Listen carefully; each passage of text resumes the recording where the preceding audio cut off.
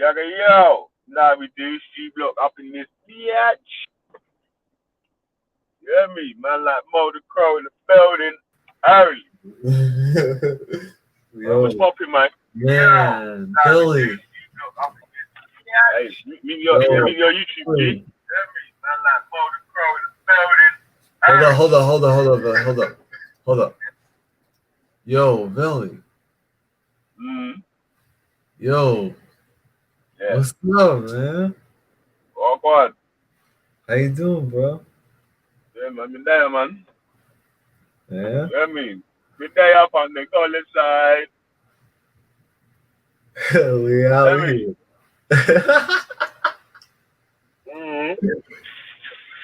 Yeah, I feel it. Nah, it's 2 o'clock in the morning, bro. Yeah. Yeah, man. I gave myself a stretch up. I'm moaning, yawning. I went into the bathroom to wash up. It's about 2 o'clock in the morning. I gave myself a stretch up. I'm moaning, yawning. You hear me? Outside man like Khalid in the building. My G. Yeah, outside Love is the Law. Outside Mordecai Neptali. Outside TOITN.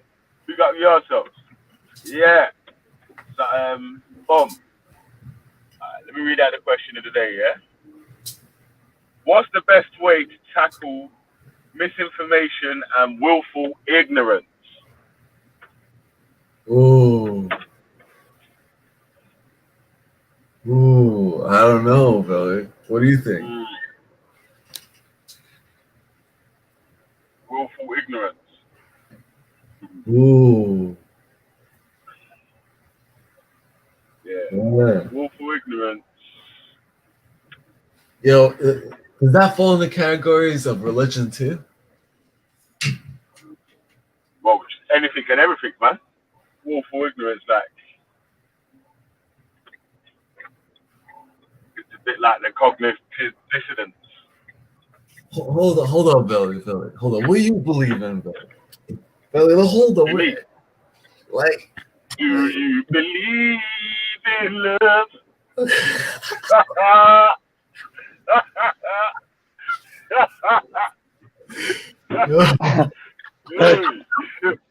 Yo, big up the block. Big up Mo the Crow. Big up Veli. Assalamu alaikum, everyone. Peace and blessings to the block. Peace and blessings to the block. Let me answer the question of the day. I say fact check. Fact check. You gotta fact check everything. 2020, you gotta fact. Yeah, man. We can't do this blind following thing. This blind following thing. G check, yeah. Yeah, G check. Shall I tell you why? Shall I tell you why, Vels? This week on the Speaker's Corner, it was spicy. It was mad. It was mad. Yeah. Big up to yourself, though, for catching that. Ali Dawa. And Shamsi thing. And Shamsi thing. Yeah, man. So from Jeds. I'm sorry. Yeah, pardon? Yeah. No, but what I wanted to say to you, Vels, is like just looking at that and the title of the day, the question of the day, I'll just tell people why fuck blind following people, man. Man's had enough of these people, bro. So just fact check. Go on. Then. So what was their debate about anyway? Well, fam, it's just this misguiding and you're misguiding and you're doing this, and I'm like, bro, like, I swear we were all supposed to be on one team. You get where I'm coming from, so that's why I don't even bother with the religious debates, because it's getting too much, fam. It's like, bro, like you man are doing, instead of doing da'wah, you lot are doing anti-da'wah. You get me? That's what it is. G. So that's why I felt like coming on this, because you know what, the question of the day and what I've been thinking for the last couple of days, you know, ever since Sunday, it kind of lines up. And I've just been saying, you know what, if you want to be blindly following anyone, just, you know, this 2020, information's accessible to all of us. Don't you think so, Veli? Information is accessible. We live in a new age where, you know, you could just find out things for yourself and make up your own mind. Is that a bad thing? Make up your own mind. I don't know, man. That's my advice to people. I don't know. That's my answer to the question of the day. I might be wrong. I might be right. You know, bro. Yeah, man. Yeah. All right, yeah, man. I agree with that. I like that answer still. Because I'm not even gonna lie. I was watching Ali Dawah's video about one girl, and this little young girl, yeah, she was saying, "Yo, I left the deen because of these people. I left because of these guys. What you guys are doing?" Nah, bro, it's not that, bro. Go on, Mo. How you doing, Mo? Salam alaikum, brother. Alaikum salam. What's up, man? I was popping. Now go on, show me, Simon. Educate me, bro. No, it's not that. It's just everything is a joke. You get it? Hold on. Hold on. All right, I'm good. Yeah, man. So, all right, man. Look. Go on, Mo. Go ahead, Mo. Go ahead, John. No, go ahead. I'm waiting for you, Mo. You said everything's a joke. No, it's just like, I don't know, bro. It's like all gangs and shit. Yeah, bro. I'm feeling it. I don't understand. Like, bro, when did this like become a gang thing? I don't know, man. I'm just baff, fam.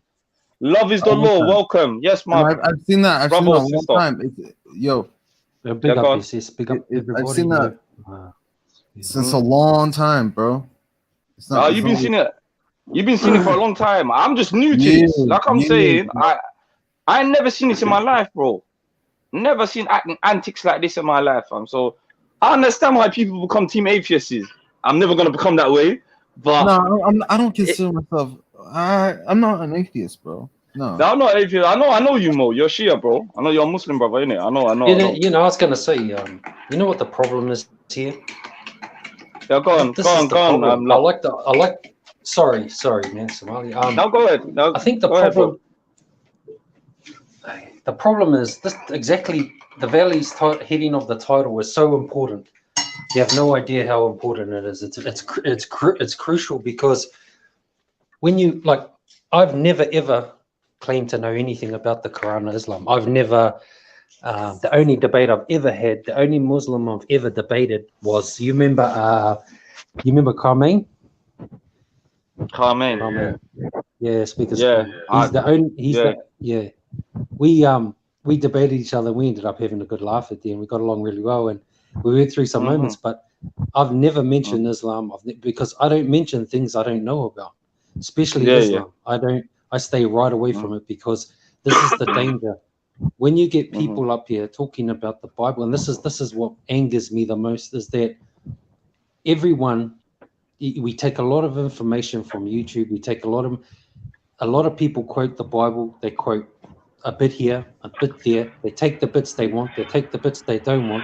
They don't go back 4 or 5 pages.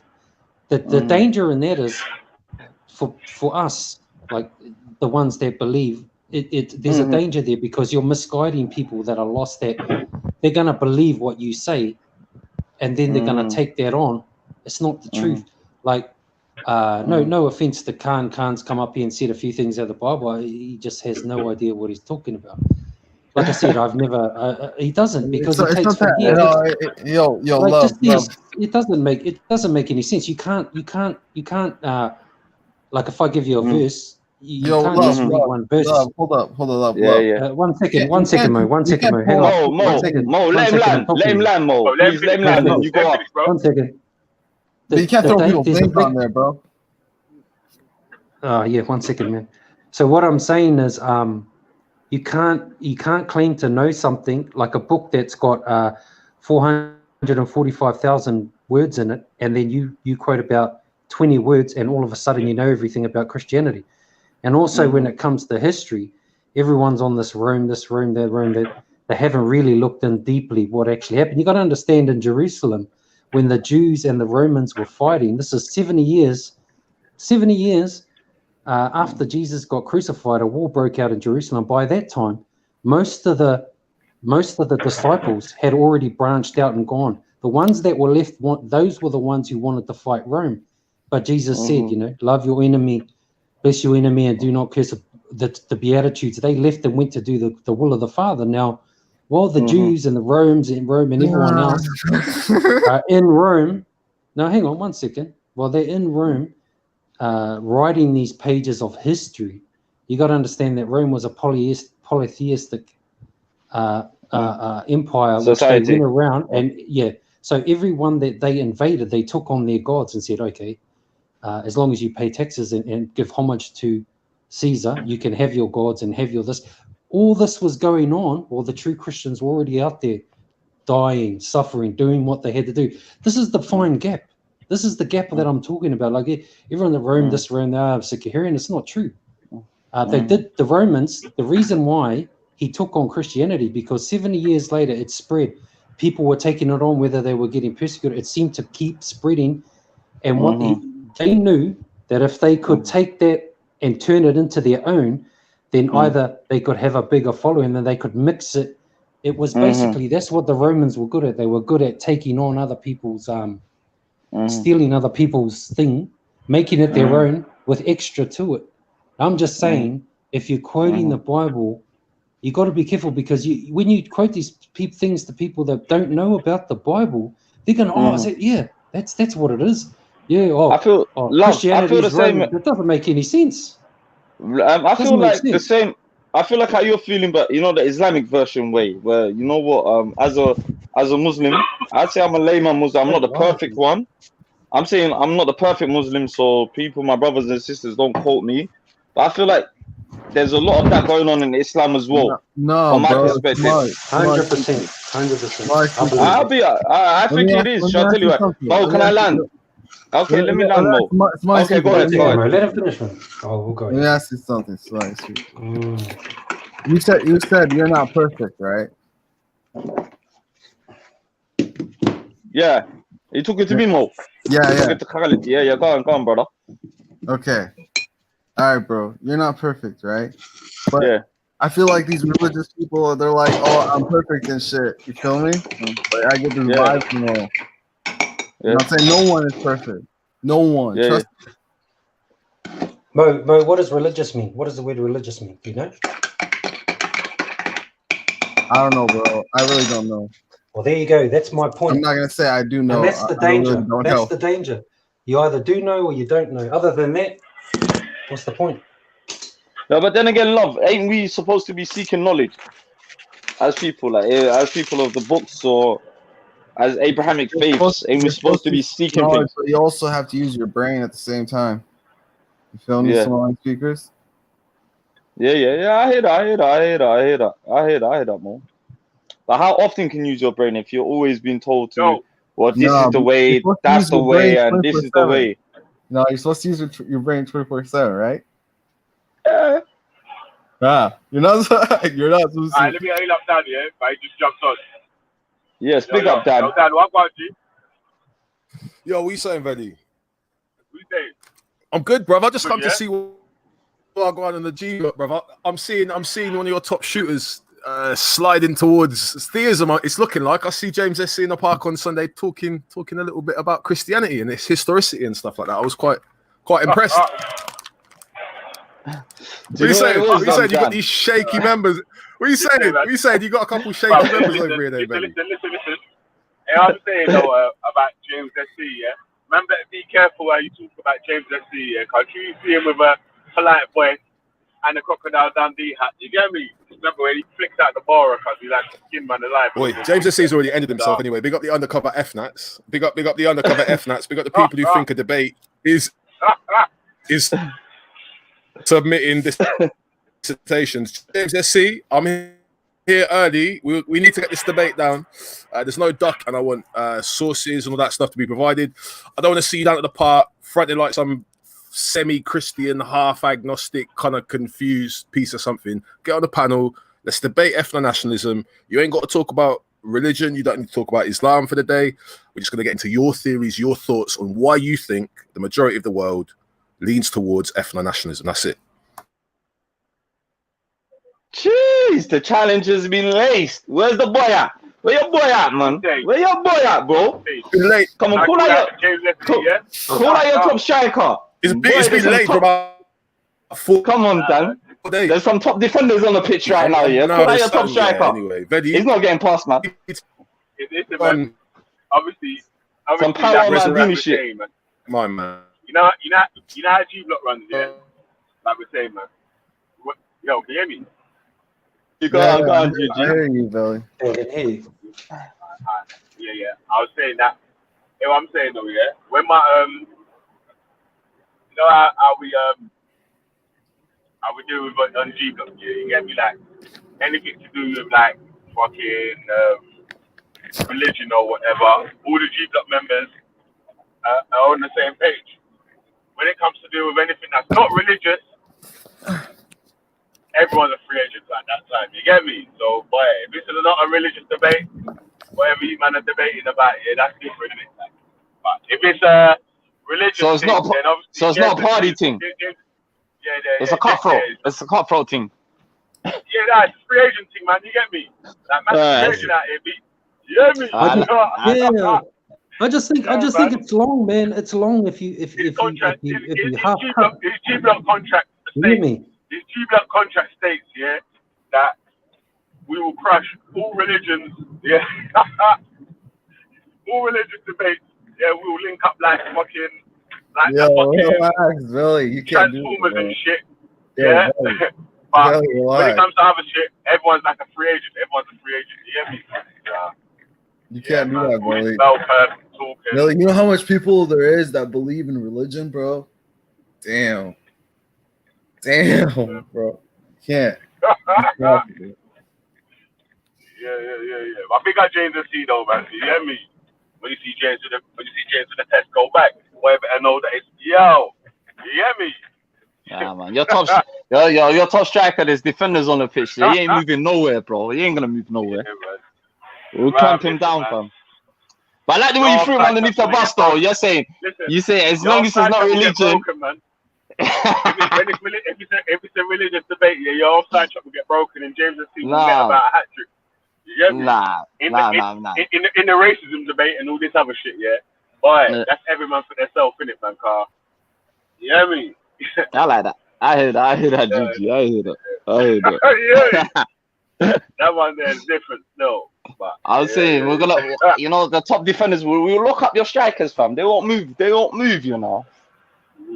Now we'll bust that offside trap. Fuck it, like 4 times. We say no VAR, especially my bust the VAR as well. I want to pick up all. Before I leave, I want to pick up all the Arsenal fans. 14 at Aubameyang, we made it 14. So boy, you get me. We're there. So listen, my brothers, I gotta run back before the manager catches me. You know them ones, my G. I just want to big up the G Block. Please share, like, and subscribe to work, man. He's doing a lot, fam. I'm not gonna lie to you. Big up my brother Veli. Big up Mo. Big up Love is Law. Bless her. Assalamu alaikum. Bless her. Peace. Yeah, man. Yeah, me. Yeah, I like the question. Like you say, man. Like, yeah, obviously, but James and C G Block, yeah. But like when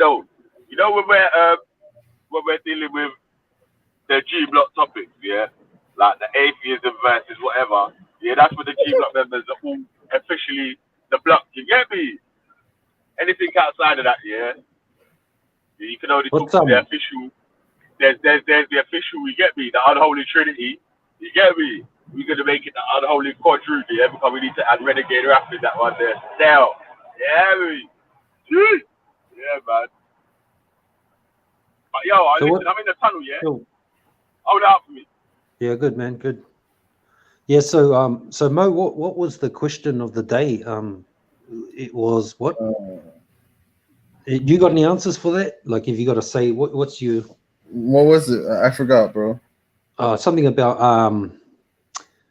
if you have misunderstood information, or if you claim to know something but misunderstood at the same time. Is it? Hold on. Basically, I think. Let's see. Like what I was saying before. You can never, I guess you can never know everything about one thing, like every single topic. But I come to realize it is good to know what you're talking about in a way, because you might know, like if you have a book and you know something in that book, doesn't have to be the Bible, it can be another book, No, if you bro. know If I knew anything, I'll tell you, bro. I don't give a fuck. Cool. But my point is like, if you know something in that book really well, like, and it's a real big point, and you bring that point to the table, and although that might be a very good point, there's a whole array of information around that information that you could get stuck. And if you can't coincide it with what you're trying to say, I think it just gets long. But I guess, I don't know, it probably makes for a good argument anyway. But I suppose it does pay to know what you're talking about. I'm not claiming to be wise. No way. I know what I know. I'm not claiming to know anything, bro. I don't know. Yeah, cool. Well, how's your day anyway, Mo? What was your day? What were you up to today? It was good, bro. I woke up in the morning. Cool. I still haven't slept. It's like 2 o'clock. Next day, you know. So I'm just do you work at the moment or? Nah, no one's working. Oh, cool. Yeah, this whole thing.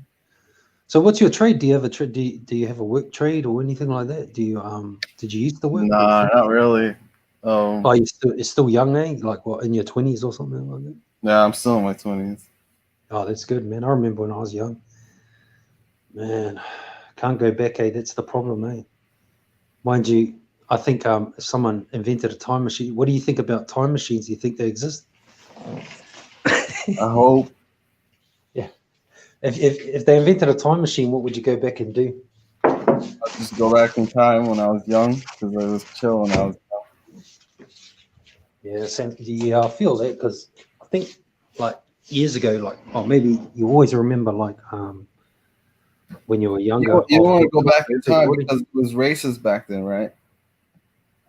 Racist. Oh, okay. You want to go back in time because it's all fucked up.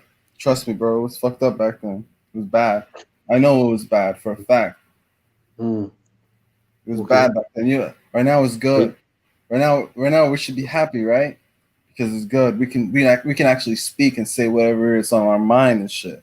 Before we couldn't do that. So back then it was more dangerous. Do you know what I mean? Okay. Yeah. So you think that we live in a better time era now these days more than back? Because you're from Iraq, is it? Is it Iraq? Yeah, man. I was born in Iraq. Yeah, I had a friend. I used to stay with a guy from Iraq. His name was Salam. Oh yeah, that's in Iraq.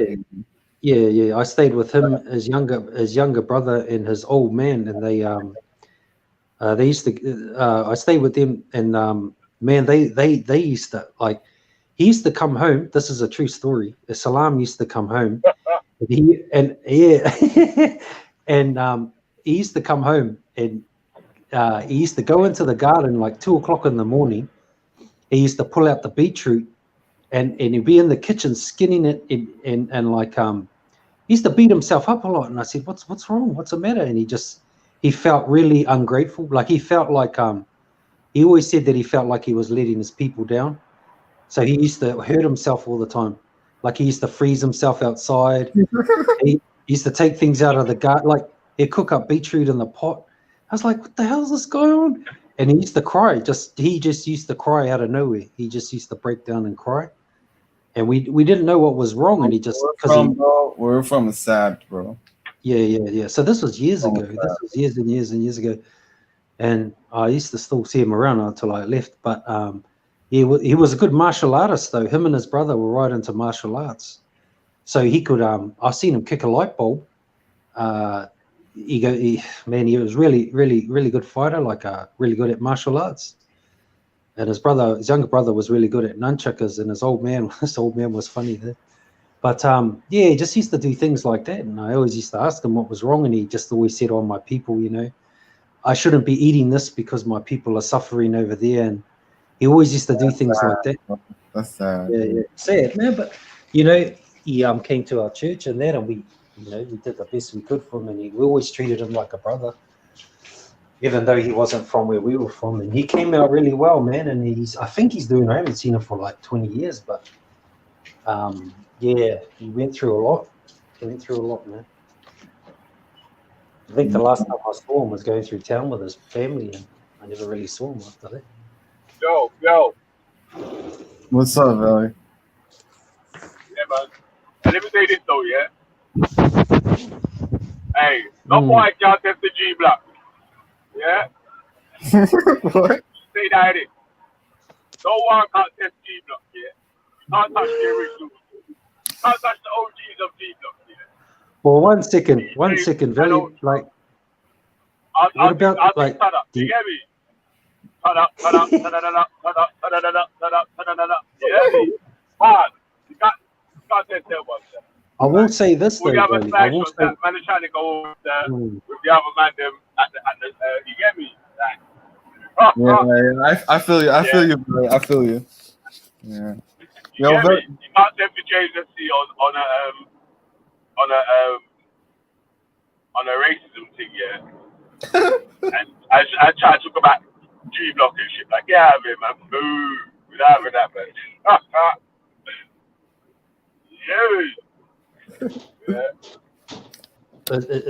is James SC coming on tonight, Valley? Do you know? Or? I'm not sure, man. And what is James FC? Is he a Christian or atheist or what kind of? Agnostic. Okay. He's Aggie, you get me? But listen up. Listen to this though, yeah? Man better be careful trying to debate James SC, yeah, because it's not going to be just a simple washover thing, you get me? I've seen him speaker corner videos, and he brings a lot of information though, eh? You know, he brings a lot of paperwork, and you know. You see James with the Tesco bag. Nah, man. Boy, I better know that James is mad. Trust me. No, you're mad, boy. If you see James with the Asda bag or the Tesco bag, yeah, BBK, bro, boy, I better know, fam, because it's different. James SC sketch, bro. You know that for a fact, really. Nah, James SC is a G still, man. Never. Yeah. But I was gonna say, well, you know, I will say one thing. I was watching Dave Hunt tonight. He was talking about, some of these planets that they've discovered in the universe. Apparently, one of them takes 25,000 years to reach. There's another one that takes 7,500,000 years to reach. And I'm just wondering, well, to reach these stars and these planets that they're talking about, like that are out there that they've come up with 25,000 years. I mean, that's a long. That's the minimal distance for one of the planets that they've so-called discovered. I just think that 25,000 years. Wow, that's almost longer than our Earth's history times 10.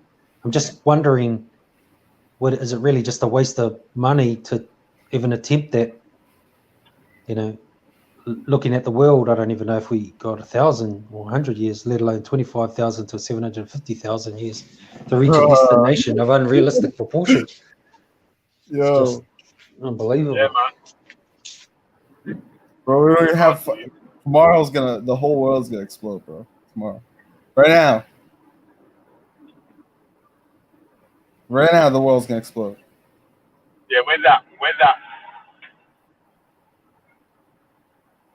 that, Mo? Huh? When's the world gonna explode? Right now. Right now, yeah? Yeah. So funny. What you been smoking on, man? No, I'm chilling, bro. What flavors? What's the new flavors they got over there, though? Nah. It's not that. Yo, really. I'm doing my thing, you feel me?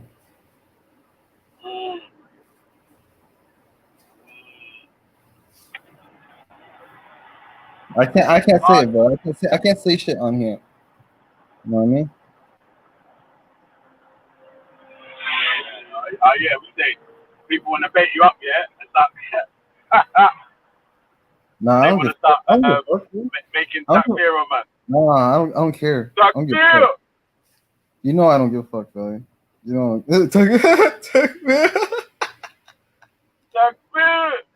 That's all funny. Yo, that's funny, bro. That shit was funny. Nah, man. You know, I am. Nah, bro. Velly, bro. Velly. Man, let me ask you a question, bro. Okay. All right. Let's say. Okay. Let's say you're. Nah, hold on. How am I gonna ask this? All right. Let's say you have a friend. Okay. And no, listen. It sounds cheesy. I know it sounds cheesy, but listen. Let's say you have a friend and your friend likes Hitler. What are you gonna do about it? A friend like Hitler. Yeah. Like friend. That's his fuel. That's his fuel dot or whatever, you know. That's his fuel dot. Yo, buzzing, man. How am I gonna have a friend that's like Yeah, hold on. And he likes you. You get what I mean? Like like this fool, like loves you, but he likes Hitler. You feel me? How would you go? How would you go through that? How would you like? It's fucked up. I know. If my friend likes Hitler, it's like it don't make sense in it, man. Because if my friend likes Hitler, then he probably don't like me either. No. I already said he likes you a lot. He likes you. He likes Hitler. But he likes Hitler. But he likes Hitler. That's Yeah. weird, man. That's weird. I know. I told you. Yeah. That's weird. Yeah. I'll say. That's weird, bro.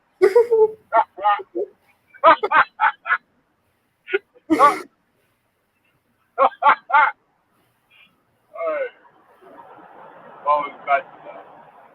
Imagine you had a friend like Hitler. You gotta try and at least make it to some sort of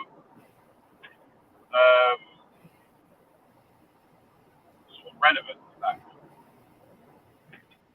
Hitler gas black people, as well. You know that. Yo, someone said I Ibrahim. heard there was some black people in the SS as well that was doing it. Yo, listen what Ibrahim said. He said, "What stupid question from this moron?" You get what I mean? Like,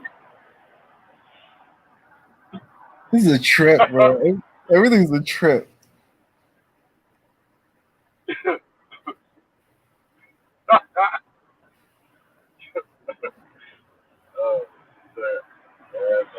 I don't know, man. But what would you do if your friend was like Hitler? You know, have you ever seen a deer? I don't know if you guys have deers in the UK. You guys probably do. But you ever seen a deer when he freezes? I ran over a deer before, Velly. You run over a deer before? Yeah, and it fucked up everything, bro. Oh dear. Fucked up the car. Yeah, man. Stupid ass. Oh dear. He was running. Oh bro. dear. He was he was running. What, you ran over while he was running? He was running, bro. And I hit him and I wanted to take him home, you know? Because it's good. It's good meat. But he ran away. He didn't die, bro. It's good meat, bro. Deer is good meat. I heard it was really good meat. I know it's better than lamb. You ever tried lamb? Yeah, of course. Lamb's nice, but deer meat's with venison. I don't like lamb, bro. It's disgusting. No, For me, I haven't tried a good lamb. Like lamb? No. What kind of Arab are you, bro? Like you don't like lamb? You know, yeah, I know. I don't like lamb, bro. Oh shit! What do Arabs eat the most? Then? Like what's their It's like beef for them. It's like beef for them, bro. Beef. That's like steak. You get what I mean? Well, they eat steak. No, I'm saying like lamb is like steak for them. Oh, lamb's like steak for the Arab dogs. Yeah, man. But they don't make it like. I know how lamb is cooked. Remember, I used to date an Asian girl, and her dad used to own a restaurant and shit. So I know how food is supposed to be cooked. I know how lamb's supposed to be cooked. I know how beefs was cooked, pork, chicken. You know what I mean? So like, but like beef in America, steak, people like steak. Over there in the Middle East, it's like lamb. They eat lamb over there. But there's a way, bro. You can cook lamb, and it's like people like put a barrel and they put it underground in the sand. They dig a hole, put the barrel on the ground, and put like, oh man, so good. Like steam. Yeah. Okay, yeah. Sounds nice actually. Yo, I heard Jamaican food is good. Yeah, obviously. I heard Jamaican food is good, bro. I never tried want a nice place to live, sweet jam I never down. tried it, but I've heard it's good. Yeah, man. So do you like fish? Yeah, man. Yeah. There's a couple of fish dishes that are nice that are usually available in Caribbean shops. Atkins saltfish or escafish, fried fish. You get steamed fish and crackers. I have that as well. Yeah, I mean. Yeah, man. That sounds good right now. You feel me? Mm. Yo, have you ever tried Japanese food? In Jamaica, we eat goat though. We eat goat. Have you had goat before? Goat meat. No. Hey, any of my white friends, yeah, when I show them about curry goat, yeah, they're like, what? Curry goat? And then when they try it though, they're like, oh, that's fucking nice, mate.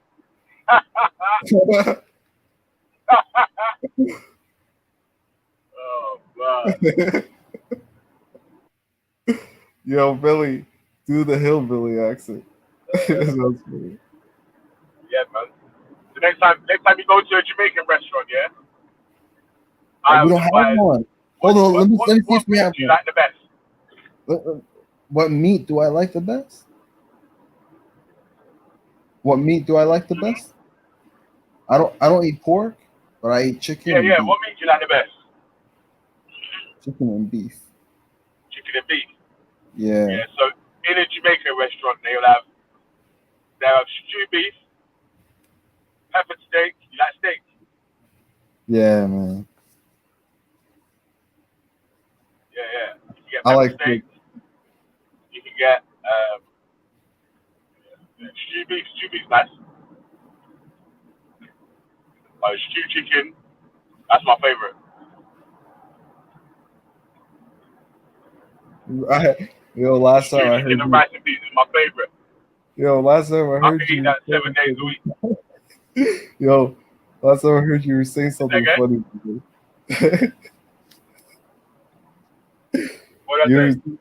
You were like, last time I went to this Indian lady's house and she was serving me curry. And then what? I went to India and they what? She was serving you curry or something. The guy was like giving you curry or something. I know when I picked the lady tap. Yeah. She gave me it was a Muslim lady as well actually. She gave me a vegan curry and roti. It's the way you said it, you know. She thought she thought you didn't know anything about Islam or anything like that. You feel me? That's what I bet you she thought. But yeah, what? She's like, what you did? I should have started debating her on she's like, different hadith and shit. my culture. Hey, bro. Bloody hell, mate. Calm down, mate. We got to step on you. Raj, you do that. I'm going to be on you, man. Yo, Belly, if I ever go to the UK, we need to hang out, Belly. Honestly. No, for real though. Yeah, man. You know what I'll bring? I'll bring you to the G Block complaints department.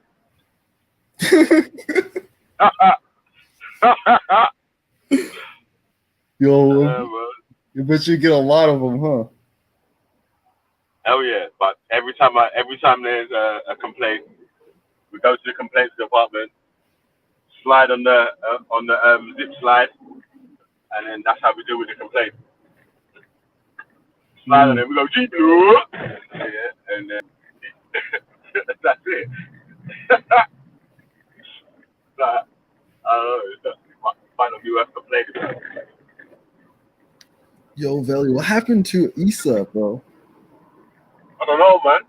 You never seen him or what? I ain't seen him for long, man. Oh man, I forgot. Yeah, rest in peace to the other Issa, bro. Good guy, man. Yeah, The other Issa was a good guy. Even though he was kind of brainwashed with the religion thing, you know, you feel me, baby? I like both Isas, man. Yeah, both Isas are good, man. Yeah. Rest in peace to Sully Issa, man. Yeah, man. He was a good person, bro.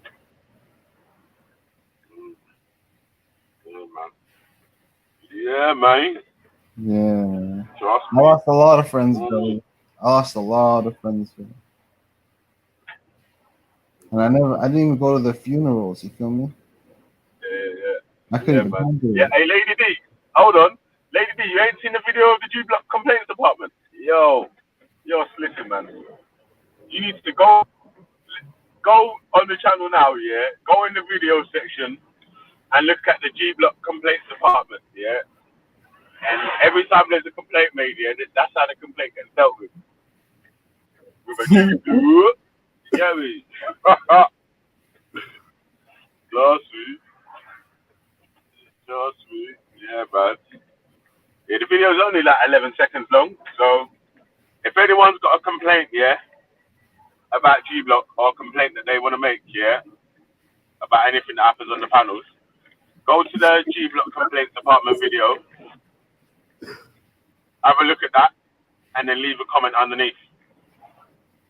Yo, if you guys snitch, bro, don't ever talk to me. If you're a snitch, don't talk to me. Honestly. I'm just saying, I'm just like on the comment section. If you guys are snitch, don't talk to me. Why who's this bitch? No, I'm just saying, you know. Feel me, Veli? Oh, yeah, I.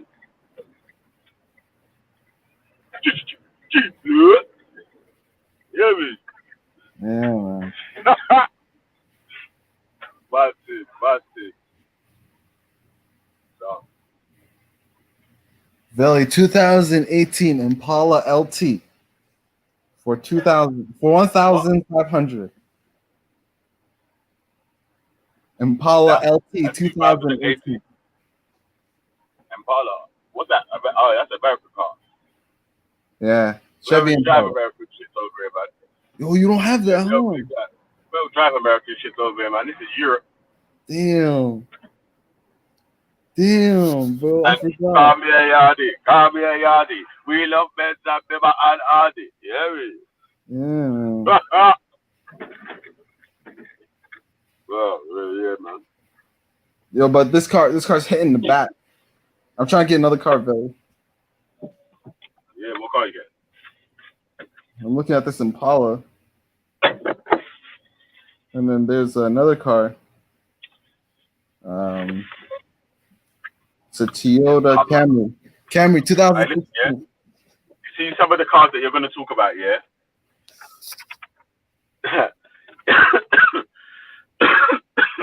With some of the cars you're going to talk about, yeah? We only hear about when man are rapping about them. Or see them in music videos. Yeah. Cruising down the street in my 6'4". Yeah, there's no 6'4s over here, fam. Oh yeah, damn, bro. That'd be cool if there were 6'4s in the UK, huh? No way, bro. There's only 6 Series Benz. Yeah, I feel you. I know what that is. Man. I know what that is. But Impalas are cooler, bro. Trust me. So if it's a lowrider, oh man, that's nice, Billy. Especially in LA. Yeah, man. Alright, one sec, yeah. I just need to ring this customer's buzzer. Hey, listen, yeah, people, them jump on, man. Jump on. Jump on. One sec, bro. Billy, do you like magic water?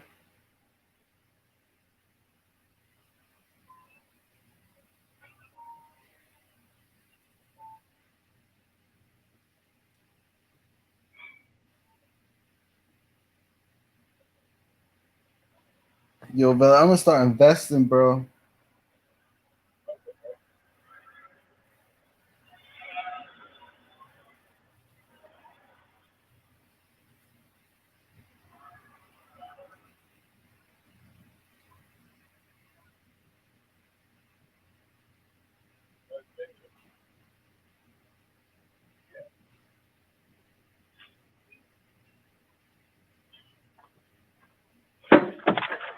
Oh man. You know it's so Yo. nice. Before anyone hops in, bro, this is so peaceful right now. Go ahead. What's up, Wisdom? Welcome. Man. What's good, man? I'm just chilling, man.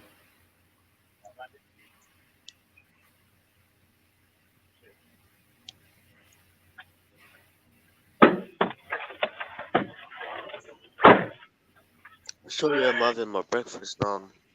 Question of today.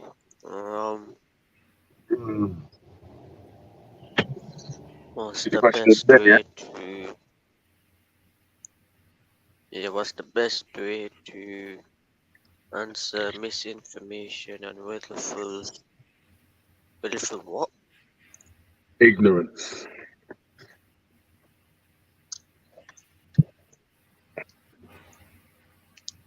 What's willful ignorance? It's like cognitive dissonance. It's one of ultra English teachers' big words.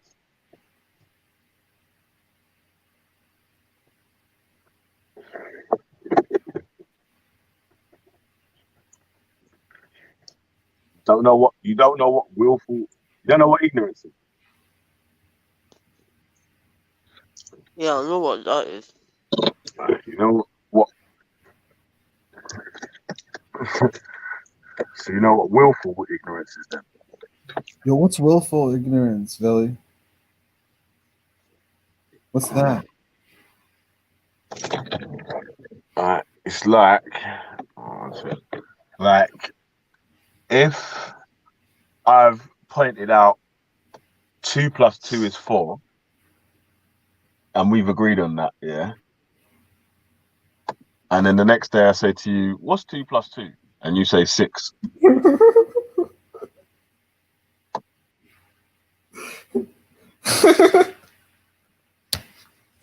Yeah, bro. I'll be tripping, you know? Oh, that sort of made it a little bit easier. I don't know. That might not have even been fully right, but yeah. No, I get what you mean. Man like Turok in the place. Like cassava daddy. What's going on? Yo. Yeah, anyway, big up yourself, Turok, yeah. So anyone else that wants to jump on, yeah, quickly jump on, yeah, because I need to go and do a jog. No, do your thing. I got you. Might work already, man. Yo, Turok, my favorite game, bro. Man. Nintendo 64. Turok, your mic's not working. Nintendo 64. Has anyone played that game? Was it Nintendo 64? Yeah.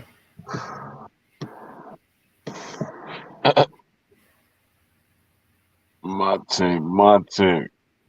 What the yo? I'm gonna look up what Turok means. What does that mean, bro?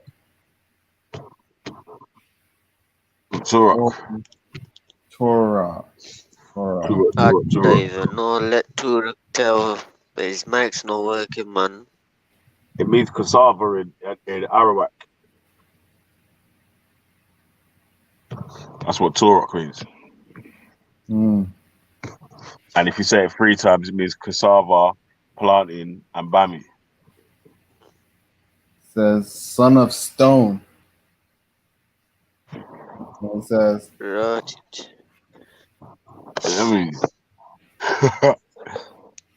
yeah. I'm getting a new laptop today. Yeah, what laptop?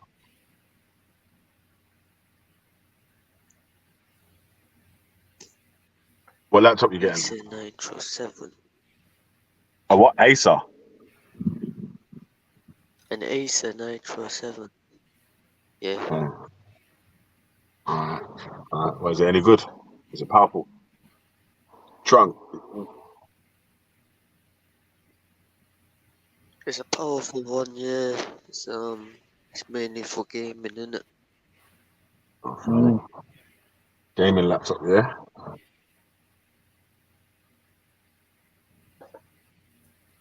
yeah. People spend. You can get a nice laptop for 1,000, bro. People buy like an Apple laptop and shit.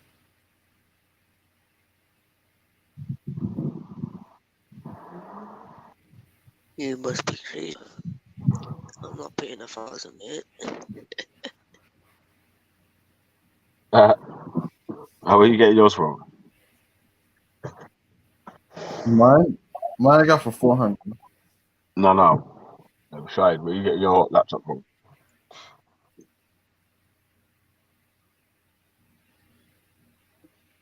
My laptop, I got it for 600, 700 pounds, man.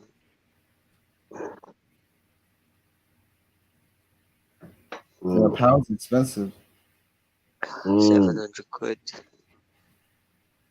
That's not expensive. Yeah, man. Yeah, man. You got listen, yeah. I think escovitch fish is a Spanish dish. A lot of the foods that come from Jamaica, yeah, are a mix of the different people that have been in Jamaica as well. You know what I mean?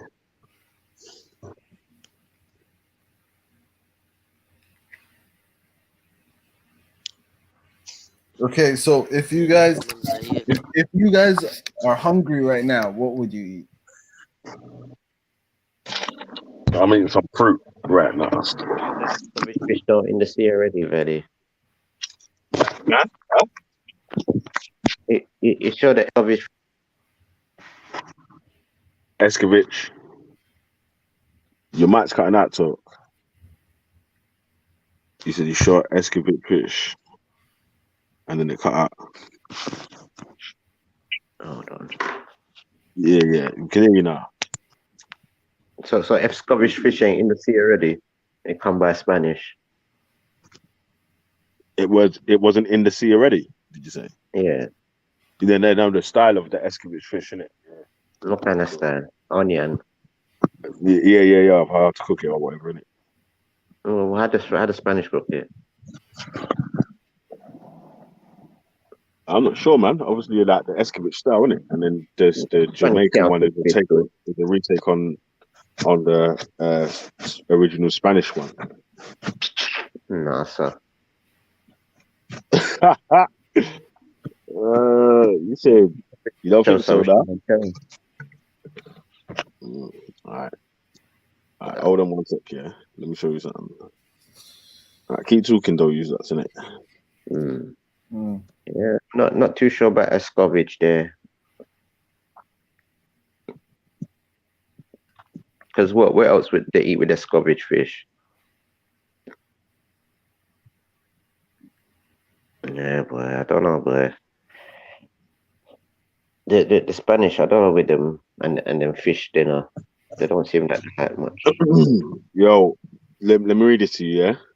Mm. Yo. And it's origins. Oh, see, hold on a second. Let me just click on it properly because the Jamaican escovitch fish recipe. Jamaica. Mm-hmm. Yeah, Jamaica. Man. So the word escovitch is a corruption of the Spanish word escabeche, which is used to describe a dish as in being pickled, a great way of keeping the food from spoiling for days before refrigeration. Mm. No. Yeah.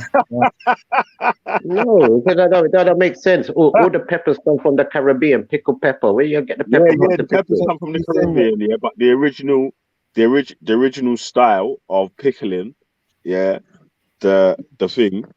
You guys ever tried fish sauce? You guys know what that is? No. It's like fermented fish that's been like fermented for months. No, I mean, that's good smoke. I don't know, bro. I don't know. Look, its origins are from Spain. It was introduced to Jamaica in the 16th century.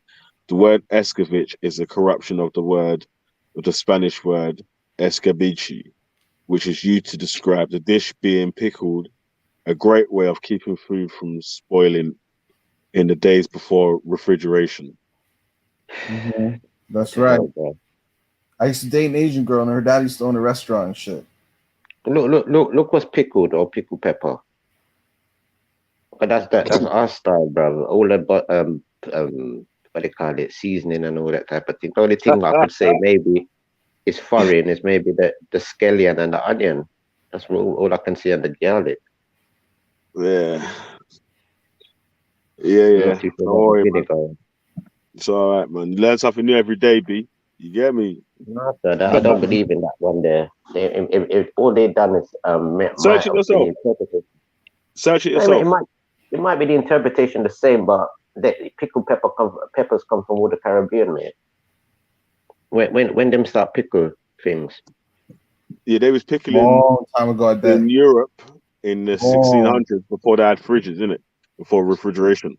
Yeah, but we never had fridge neither, and it's a black man. I bet you it was before that. It's an African American invented the fridge, so it's not that we had fridge. But that was a way of listen. In Africa, obviously, they was doing the steamed. You know, like it was sun. You know, the steamed fish. It was the dried fish. It was dried out in it. Yeah, so it was like smoked sort of thing. Yeah. Then. But listen, and in Europe or whatever, in Spain or whatever, they was doing that pickling, that escabeche, yeah. So a mix of the escabeche is the escovitch is the Jamaican take on what the Spanish brought over when they was pickling just whatever they was preserving. They was just pickling whatever they was sort of the food that they was preserving, and then the Jamaicans, us lots have made our own take on it by pickling the vegetables that get fried up with the actual escovitch fish that gets served. Obviously, because as you know, when man's eating the Easter bun with the fish, obviously you need to have the fried the pickled peppers that's fried up and all that shit as well, onions and all them things there. They might need to go settle themselves because it says here pickles have been around since thousands of years, dating back as far as 2030 BC. You know how I knew that? You know, wait, hold on, man.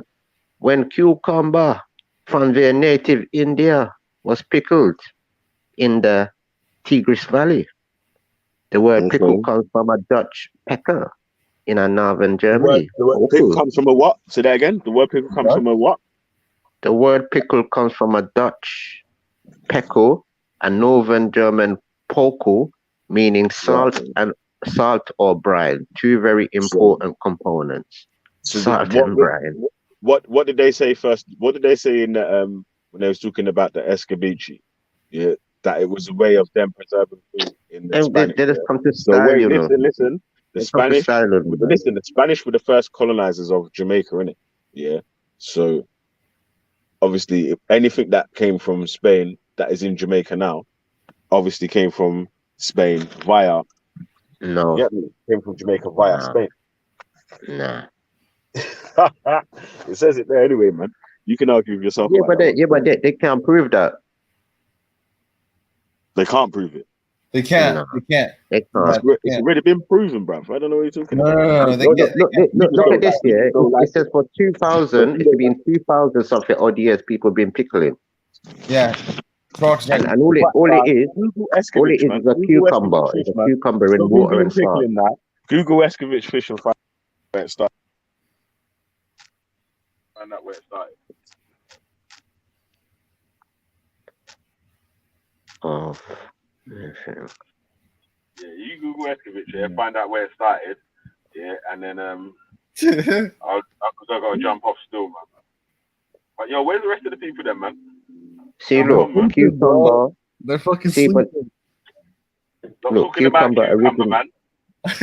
Wait, hold on. Has Escovitch fish got cucumber? Pickled cucumber on it? Yeah, but hold on, man. But wait, has Escovitch fish got pickled cucumber on it? I'm telling you what is the actual ingredient of people pickling? No. Has Escovitch fish got pickled cucumber on it? Yes or no? Is it a cucumber? Is what you pickle? That's what it is. It's salt and water in it. That's all it is. You're joking, it's called brining. You're joking, man. You're having a snake up, bro. Just accept the truth here. Look out for yourself, and I'll be back in a bit, yeah? No, because the reason why I say that, Vedi, because everybody knows that there's a link between the Mayans and Asia. So it's like if the Asians had it and they've been doing it for 2,000 years, and there's even history known that the Mayans and some of the people from Asia will link up and all these type of things, whether it's Mongolians, ancient India and all these type of things. Mate, let me forget with it. Turok, when are you gonna come to America, bro? When are you gonna move here? Yeah, to me soon forward. Man, I need to go to the UK. You live in the UK, huh, Turok? Yeah. I need to come to UK and I need to kick it with you, Turok. I wouldn't waste your money. I'll waste my money, bro. Fuck it. I'm a man. What you want to do in England? I don't know, bro. I never been there. I just want to look. Yo, my buddy in the Middle East, they go, I don't know, they drive to like France and shit. Yeah, but it's the same as it's the same as America. Europe and America is literally the same thing. I know it's the same, but I've been everywhere in America, you know. You're not be everywhere yet. You've been Baton Rouge. No, I haven't been Baton Rouge yet. Exactly. But yeah, but I used to travel a lot, yo. I'm not joking, Turok. Well, have you been to Oakland? Oakland, yeah, bro. All right, then you've been to Cincinnati. Cincinnati? No, I haven't been to Cincinnati. All right, then have you been to Harlem? Harlem? Yeah, New York. What, 40th and Lenox? Taft, Foster. Look. I heard, bro. Because what they, bro, how the fuck does my friends take their car from the Middle East all the way to France and all that shit? That's what I'm trying to show you. It's just like America. You can drive from England to where Russia. You take one boat. After you take the boat, it takes about half an hour. You can drive everywhere from England. That's cool, not America though. Not America like that. Yeah, Africa, you can get to Africa. See, we have to do both. If they feel like they could even walk to England. Yo, Turok, I'm gonna come with my friends, bro, and I'm gonna we're gonna go to the club, me and you, Turok. Yeah, that's boring, man. How can you leave America to come club at England? That don't make sense. That don't make sense. I got you, Turok. Don't worry about it, bro. And you spend more money. One day I will come to the UK. Trust me. To do what? To go to the fucking London dungeon? Mm. Where are you gonna go? That's what I'm saying. What do you want to do in England? England's small, bro. England's like Legoland. No, bro. My cousin used to go to the UK and get heart surgery over there. He's from the Middle East. He used to go to the UK and get heart surgery. Yeah, you know what? If you need heart surgery, come in it, but otherwise, don't bother. Anyway, I don't know what to say to him to do if he did come over. Just got to speak to him. Mo, if I was you, yeah, I would go Amsterdam. Yeah. Go Amsterdam, yeah. Book yourself in. I know a nice little hotel, yeah, right near the station. Yeah, so the plane lands, you jump on the train takes you to the station in the central, come out, walk around the corner, nice little fucking 4-star hotel. Yeah, the food's nice. It's right central. Get me? Lovely. You'll love it. There's I heard Turkey's nice, bro. Everyone tells me Turkey's nice and shit. Yeah, Turkey, you need to rent a car though. You need to rent a car out and just travel around Turkey. Turkey's big. That's the only place in Europe I would tell you to go at Mediterranean. Yeah, fucking hell. We got some nice spots, man. Yo, the ladies over there, bro. Yo, they look like me, man. I'm brown. You feel me? But I seen your hand, bruv. You're fucking browner than brown. I know, yeah, I know.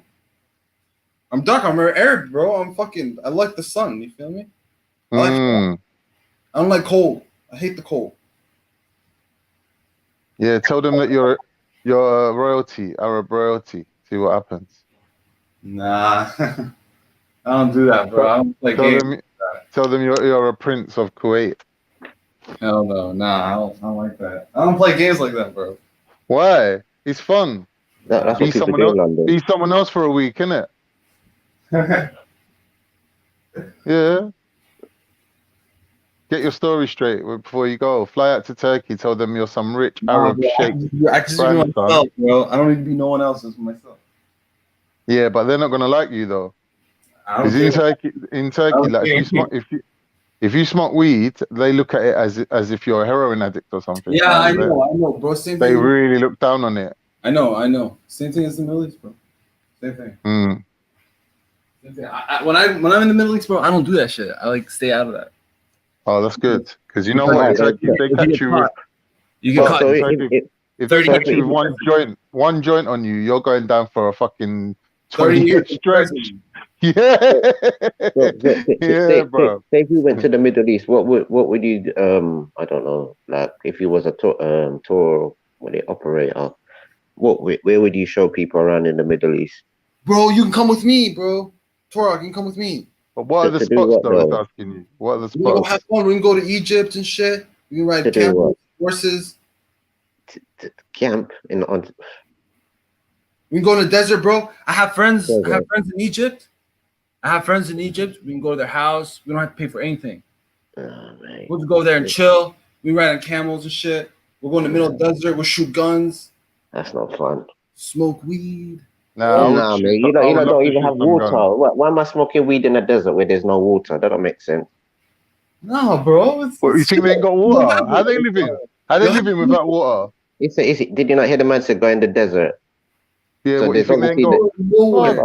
I'm not carrying drinks. One sec. You know that there's Turok, you know in the desert, yeah, you know that there's underwater, under the earth, there's rivers. I'm not dig neither. I'm not dig for drinks. Listen, they already dug them, bruv. There's wells. There's wells in the desert. For drink. No, sir. There's wells. That's the best water. Not for me. How cold that water is? It's coming out from the rocks under the ground. Man, you have to dig underneath sand, and I might even find pyramid while I'm looking for water before I can find water. You might find some dead bodies under there. Some pyramid before I find water. You might find Firaun under there.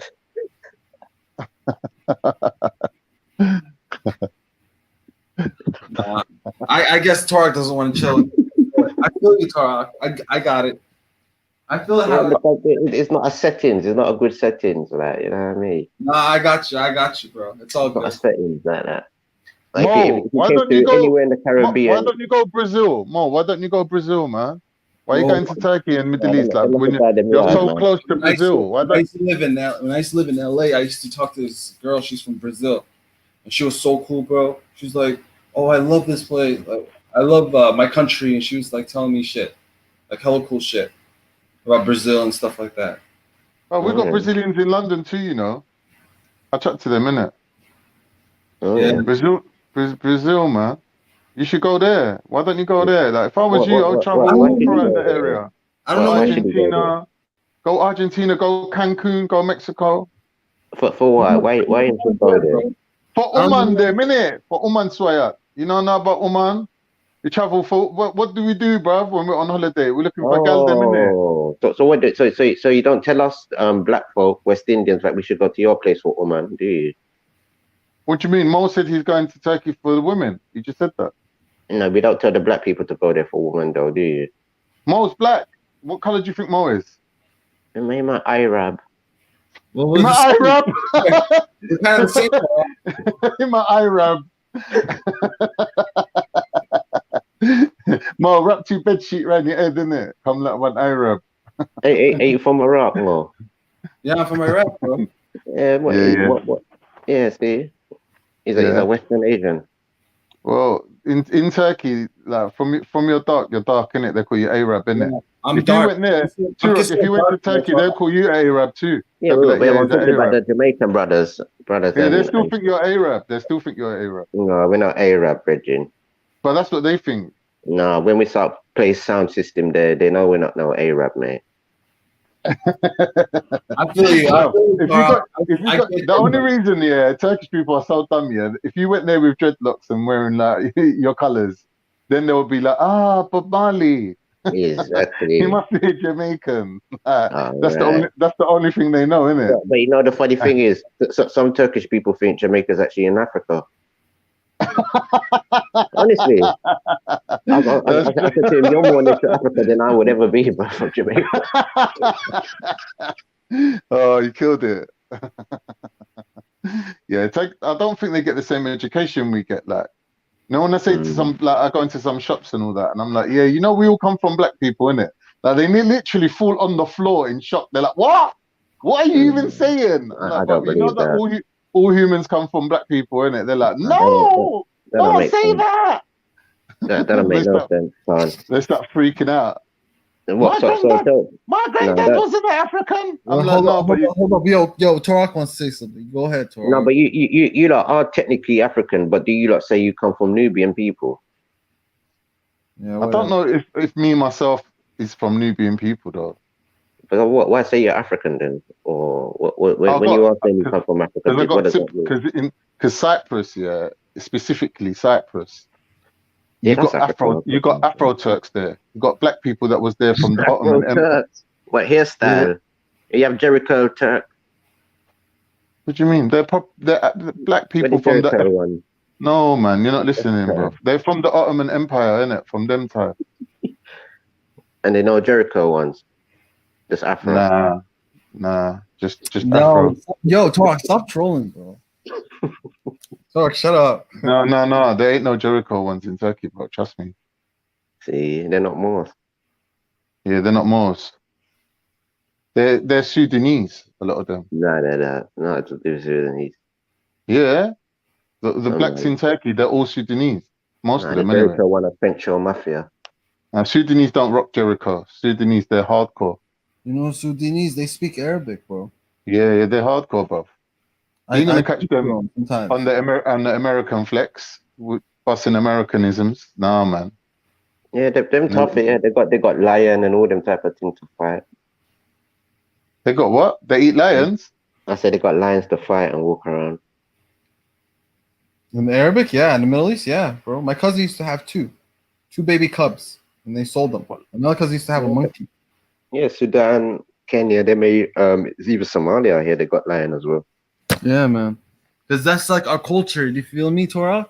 That's like ours and mine and your culture. No, not my culture. The lion see me, say, hey, Yardi. he's a vegan.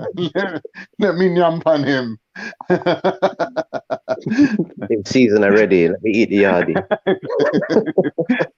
Him not eat the deaders. Yo, my mom, she's a G, bro. My mom, she's a G. She's not scared of lions or anything. I've seen it in front of my face, bro. Some women are like that. Most women are like that. Women ain't scared. To women, we're like animals, bro. They're not scared of us, are they? No, it's not that, bro. They know we want to devour them. They know that we want to conquer bro. them. My mom, They're not shook. Different. They're not shook. My mom, she's different, bro. She was playing with it and shit. Like the lion is a grown lion, and she was playing with. He was on the floor, and he's like trying to hit my mom's leg and shit. Wow. Yeah, man. I can play with it too, but I never seen a woman like that. I never seen women. Yeah. Like that. Yeah. You know? That's it. Yeah, and it was in Iraq, bro. There's a guy who owned a lion in Iraq. Yeah, but what they do with the lion? What they do with it, man? What's up, Tora? It's like a toy. Was it like a pet? Yeah, they cuddle it. It was like a pet over there. Yeah. Someone's pet, you get what I mean? Wow. It's long thing, man, pets, man. Who's That's got time for pets, man? You got to clean up their shit and all that, man. Pets, that's long thing. I'm saying, us Caribbeans, we got no time for that. Yeah. That's long. Not even a dog we let in the house. I don't know where Wendy saw whatever she said. Yeah. Wendy's chatting shit. Trust me, if a Jamaican had an animal in his house, we would already know about it and would laugh about it. No, she's tripping, bro. Bro, why would you even put Turok? Why would you even go low as her, bro? No, because we built something called Pen, so she probably thought it was a house. How could we build Pen? Yeah, don't forget where she's from. Them houses come like pens anyway. Yeah, bro, she's an idiot. She's from the coal mines, bro. She's from under the ground, like them Neanderthals. Yeah, man. Trust me. That's probably a British thing. I don't know about. Not even cat, dog can come in the house. Nothing, man. Well, who's got time for even? I see people keeping budgie. Who's got time for budgie? Fuck the budgie, man. The only thing you might see in a West Indian or Caribbean's house as a pet, but it's not even a pet. You don't own the animal. You don't even put food up for the animal. It's a lizard on the wall. That ain't a pet. That's just a lizard. That's just a random lizard, bro. That's the only thing you're gonna see in a Caribbean house. I've seen them. Oh, cockroaches. No. When I was in Cyprus, I see cockroaches. I was like, they're big, man. The cockroaches are big and they run across the floor like real fast. You have cockroach races, innit? You get them and race them against each other. Forget playing Conkers. Who wants to play Conkers when you got cockroaches? Yeah, have you ever seen Snail Race? Snail Race? Snail Race is the sweetest race. That's a long thing. It's sweet, man. Mate. Hey, if you want to watch a snail race, you need a motion stop camera. You know them ones that take one picture every hour. No, sorry, not snail race, crab race. It's like a little crab, like crab. Oh no, crabs move fast as well. Bro, yeah, you ever seen a crab holding a gun or a crab holding a knife? Yeah. I swear, I've seen that. This is funny, bro. I know, it's funny. Yo, I want animals, bro. I want a lot of animals, man. You got time. Just no. Yeah, I feel it. You guys are different. I wish you guys can come to America and like fucking. You guys will do what? And do what, bro? No, do what in America? I'm going to know what fucking racist country. Everyone donate. Send us $5. We're gonna America's buy racist, bro. Every month. Yo, you gotta understand, bro. Where we're from here, we can't be walking past police brutality and just walking past like it's normal. We'd have to get involved. We'll get beat up. We'll get fucking put in prison for that shit. I'll get a policeman in a headlock. Next thing you know, I'm getting fucking CS gassed and truncheoned up and fucking put in a police cell. My thing. Can't tolerate that kind of lifestyle, bro. If your police is just taking the piss, I can't live under that fucking kind of shit. Nah, bro. It's chilly here, bro. It's chilly here than the Turkish people don't beat people. Nah, bro. And it's chilly. Trust me, it's more chilly in the UK. Well, I'm not talking about riot police. I'm talking about like normal PCs in it going around. About the normal police. You just check man a little £20. Listen, you just check man Turok. You just check man a little £20 note. Listen, hold that, man. and just give him a little 20. That's it. No, hold on. Look here, bro. I know. No long thing. Listen, yeah. 20 pound and a punch and a kick. Listen, man. Bro, it depends on where you live. Bro, if you have land, imagine having a fucking land, like fucking 50 acres, 100 acres of land, and the whole G block lives in there. Everyone builds their own house. Where? What better man? Wyoming. Listen, if I got my own land, I don't want to see you motherfuckers out there. I want it to myself, bro. Where, in Egypt? Wherever. Wyoming or Nebraska. No, listen, man, you can Skype me, bro. You can Skype me. That's it. I want to see your face. I forgot Kush, Kemet. Man out here hustling and shit. Listen, bro. Money, hoes, and clothes. And you forgot to live by Osiris. No, listen, man. But I don't know, man. You guys are just different and shit. You guys in the UK are just different. Yeah, we're getting a lot of Americans falling in love with the UK scene now, man. Non-stop. Nah, chill with that. Yeah, they will like England, I think. Nah, not everyone. Nah, actually, they wouldn't. Actually, because America's too advanced, to be honest. It's not that America's advanced. It's just it's like you're going back into time when you're in England. To be honest. How can rednecks and then be advanced, bro? Yeah, but I'm talking about the whole state of America is more advanced than England. No, but you're talking about what? You're talking about New York now. New York different, isn't it? From the rest is all fucking farmers, bro. It's only them London. Are all farmers, bro. Their houses made out of wood. Their houses made out of wood.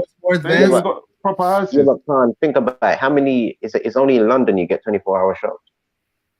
No, you got 24-hour Tesco's wherever you go in fucking UK, bro. Yeah, Tesco. And you got a McDonald's next to it as well. You're joking me? Come on, mate. What do you mean? Tesco's got everything you need. Regular shops. I said regular shop. You said Tesco. What, like corner shop? No. No, you're not going to get no 24-hour corner shops out in fucking out in the closing at 4 or 5 o'clock in the morning and all them type of things. That don't even happen in England. Well, just about happening in London. Is that what? Are you joking? There's bare 24-hour shops in London. Not since COVID. Hair shops. Hair? Barbers, yeah. Well, you want a 24-hour barber? I'm just saying that. I'm just saying you. Yo, listen. The thing about life in there has shifted up a different type of gear. Like London and England hasn't even reached them type of gears. It's only little Turkish shops. Are you joking me? Like anywhere that you got a BP. Hold on. Anywhere you got a BP petrol station, yeah? If it wasn't for the Turkish shops, what would the London High Street be looking like? Alcoholic, by the way. Yeah, but you obviously ain't got a car. Are you driving, bro? Because I'm telling you, every BP petrol station is open literally 24 hours until 4 in the morning. They sell everything. Yeah, they sell alcohol. What, you think they don't sell alcohol in the petrol station? I'm saying Wendy is an alcoholic. Oh. I can tell. She's in denial as well. She denies it. That's the first sign of an alcoholic. Yeah. You know, but she's in the twilight of her years now, man. She can afford to do that. She doesn't have to work. She's just sitting at home, has a little drink. You know what I mean? The only harm she's doing is when she's like, denigrating people on the YouTube. That's the only thing, isn't it? Yeah, but you haven't answered me yet. Go on, what do you want? If there wasn't no Turkish shops in London, what would London be like? It'd be like the 80s, it'd be like the 90s. Yeah. Just like when you go, say, Essex, outside of them outskirt places, it's like you're in the 90s or the 80s still. But everyone just stack up what they want in their yard, don't it? Like, they don't need to go out. They just prepare. Yeah, I'm showing you where like people are more, how can I say, not say civilized, but you can see civilization's a bit like about at least 5 years ahead. Like Tokyo is at least 12 years ahead with technology and certain things. And I think America's a bit more ahead, to be honest. Maybe. I'm not really sure. The only thing what I don't like about London is the prices. But I know London prices are ridiculous, bro. Every single country in the world. I know China's 5 years ahead of us. Not in all places, bro. Not in all places. They just caught up. sort of. No, Well, no they place. are advanced. I I can't don't know. lie. I don't know, but that's what I heard. Right. You're right. Still, That's what I heard. I heard China's 5 years ahead, and we're gonna be where China is in years to come. It's going to happen. to be honest, it's already there in America. To be Yeah, honest. yeah, kind of. This is what I'm saying to you, Rock. You're talking about New York and them like big places. Most of America is just farm, man, America. farmland. I Just said farmers. America. Yeah, America. Just You, all farmers. you have different places. You have Chicago. You have Detroit. You got all different places. Yeah, they're all shitholes still. California. They're all run down, bro. Them places all run down. No, it's not all run down, mate. What, Detroit ain't run down? It's kind of run down. He's right. Run down, A mate. little bit. Not that much though. I know Michigan is run down. I know Chicago's bad. Turok, LA you let is them trick you. bad. You let them trick you, Turok, with their glitz and glamour. Yeah, you fell for it, bro. Turok. It's piss. You fought for the English glitz and glamour. Where it's not even English or British. Like what? Like what? What am I bigging up about England? Yeah, he's right. Turok is right about that. Oh, they got Tesco's and BP. Yeah, but they have. Right about that, but they have though. So there's not gas stations in America, no, as well. It's not gas stations all over the world. We How many actually have a proper shop, a convenience store that is open with good items? But we used to have 7-Eleven over here. Yeah, who used to run 7-Eleven? Who cares who? Well, it weren't no Americans in there, that's for sure. Yeah, but how was the 7-Eleven running? It used to close early. It's when the Turkish come, they start do 24-hour shops. Don't you see that? Turkish, Afghans, Pakistanis were all on it, bro. It ain't just Turkish. No, he wasn't all on it. Not everybody was all on it like that. It was Turkish man looking like Dracula. They're set 7 days a week, no sleep. It's only them actually being vampire. Yeah, you're right. You're right. A lot of them Kurdish though. Credit due, a lot of them. Yeah, it's true. They're putting the work. They're putting the hours. So Turok, you don't want to hang out with me? You want me to come hang out with you when I go to the UK? Why? Listen, man. Well, you know when you get to our age, yeah. I'm Arab. You know, when I go to your country, I'm supposed to take you out. You feel me? Yeah, but me's a hunter gatherer. You use Arab. What hunter and gatherer and Arab got in common? What I have in common with you? What has Arab and hunter gatherer got in common? I don't know. I don't know what you even said. I don't even know what you said. Where is that? What do you mean? Nothing can come in, mate. No, I see how it is. Mo, just take that as a no, innit? That's just like he don't want to hang out with you, bro. That's cool. Because we walk around naked. You walk around with so much clothes on in the hot sun. So it's two different styles. You saying you want him naked too? I'm just saying that when we're out in the daytime, you want to run inside when it's siesta and middle of the day. So it's two different things I'm going, man. You can come to our parties, yeah, because we're up all day, 24/7 hours, no sleep. You know how we do. Are you a bit of a lone wolf? I'm gonna tell you guys. I'm gonna tell you a lot in the comment section. If I catch Dave, if I go to the UK and catch Dave, I'm definitely gonna get into a fight. That's another thing. And when you're Arab, you can't drink as well. No. Hold up.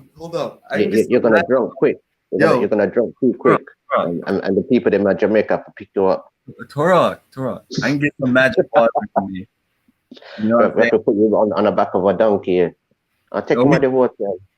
Turok, I trust me, bro. I can hang Turok. Trust me.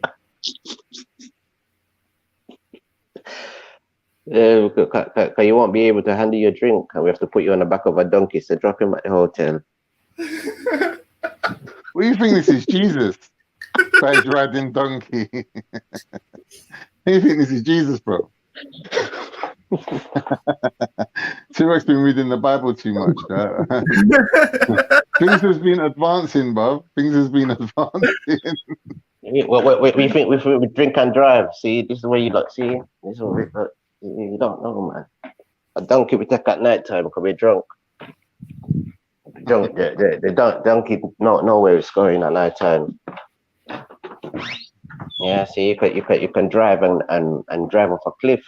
That's why we take donkey at night time. Donkey go straight in yard. What you think? Donkey don't walk off cliff? No. No. I noticed. No, hold on. I noticed Toroki's a good dude, bro. I'm not gonna lie, Torok, you're a good dude, Torok. Turok's a miserable old prick. If you're gonna knock on Turok's door, you better turn up with a fucking 6-pack and a bag of weed, bruv. Otherwise, man's leaving you out on the doorstep. Yeah, look, bring some of that Moroccan ash there that we can talk. You gotta knock on Turok's door, you're expecting like some Turkish tea. Like, you ain't getting no Turkish tea. And the liquid tea you give people. You like that, innit? Turok loves that. You know, in the Turkish restaurants, they give out the free tea. He loves that. Yeah, but is it too small, man? Well, you can't give people small drink like that. What do you want? Bucket? You want a bucket of tea? It's small, isn't it? We'll be shame if we bring people over here and they say, oh, look here, look what's up, look here, look what tea.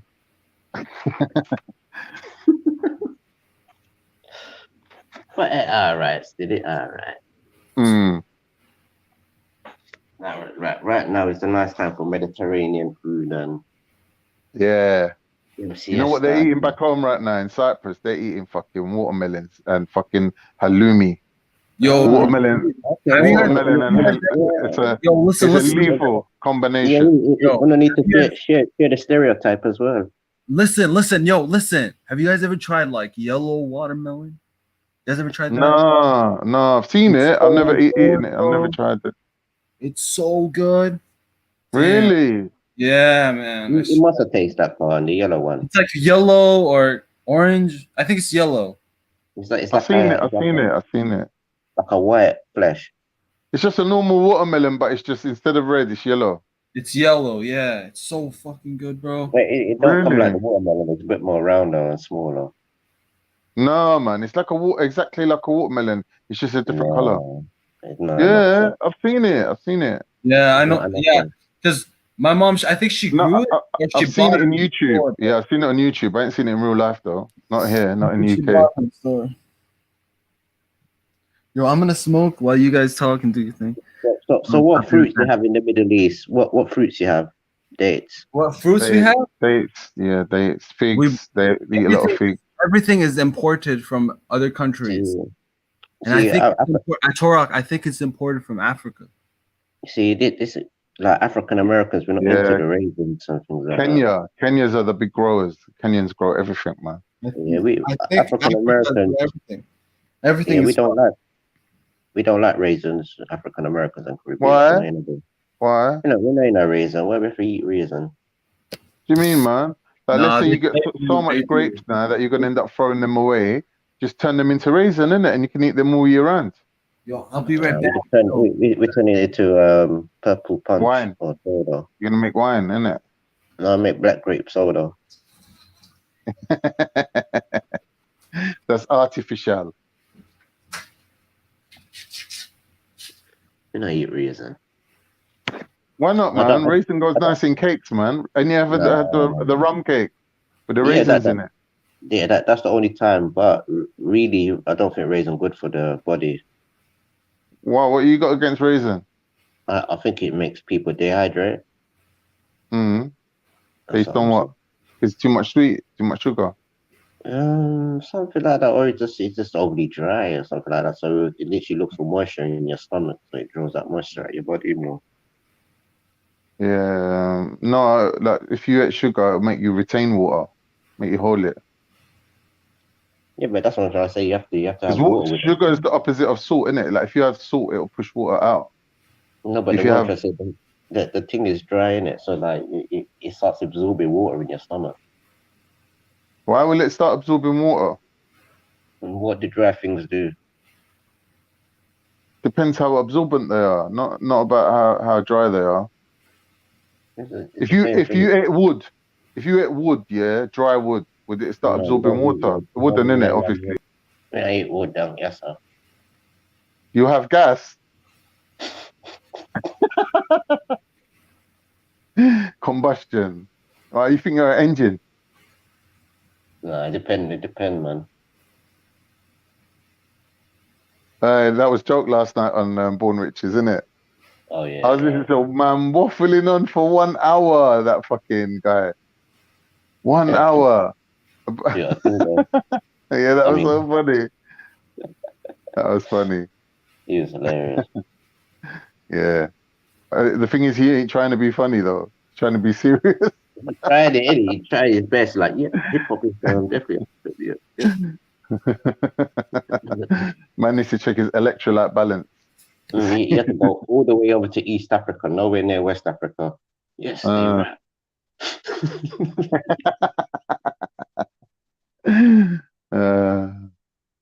He's a joker. Then he tried to But say the they thing is, don't. the other guys that are even worse, like Born Rich and Thingy, God of Jacob, just sitting there for 1 hour, just letting him waffle, not even correcting him.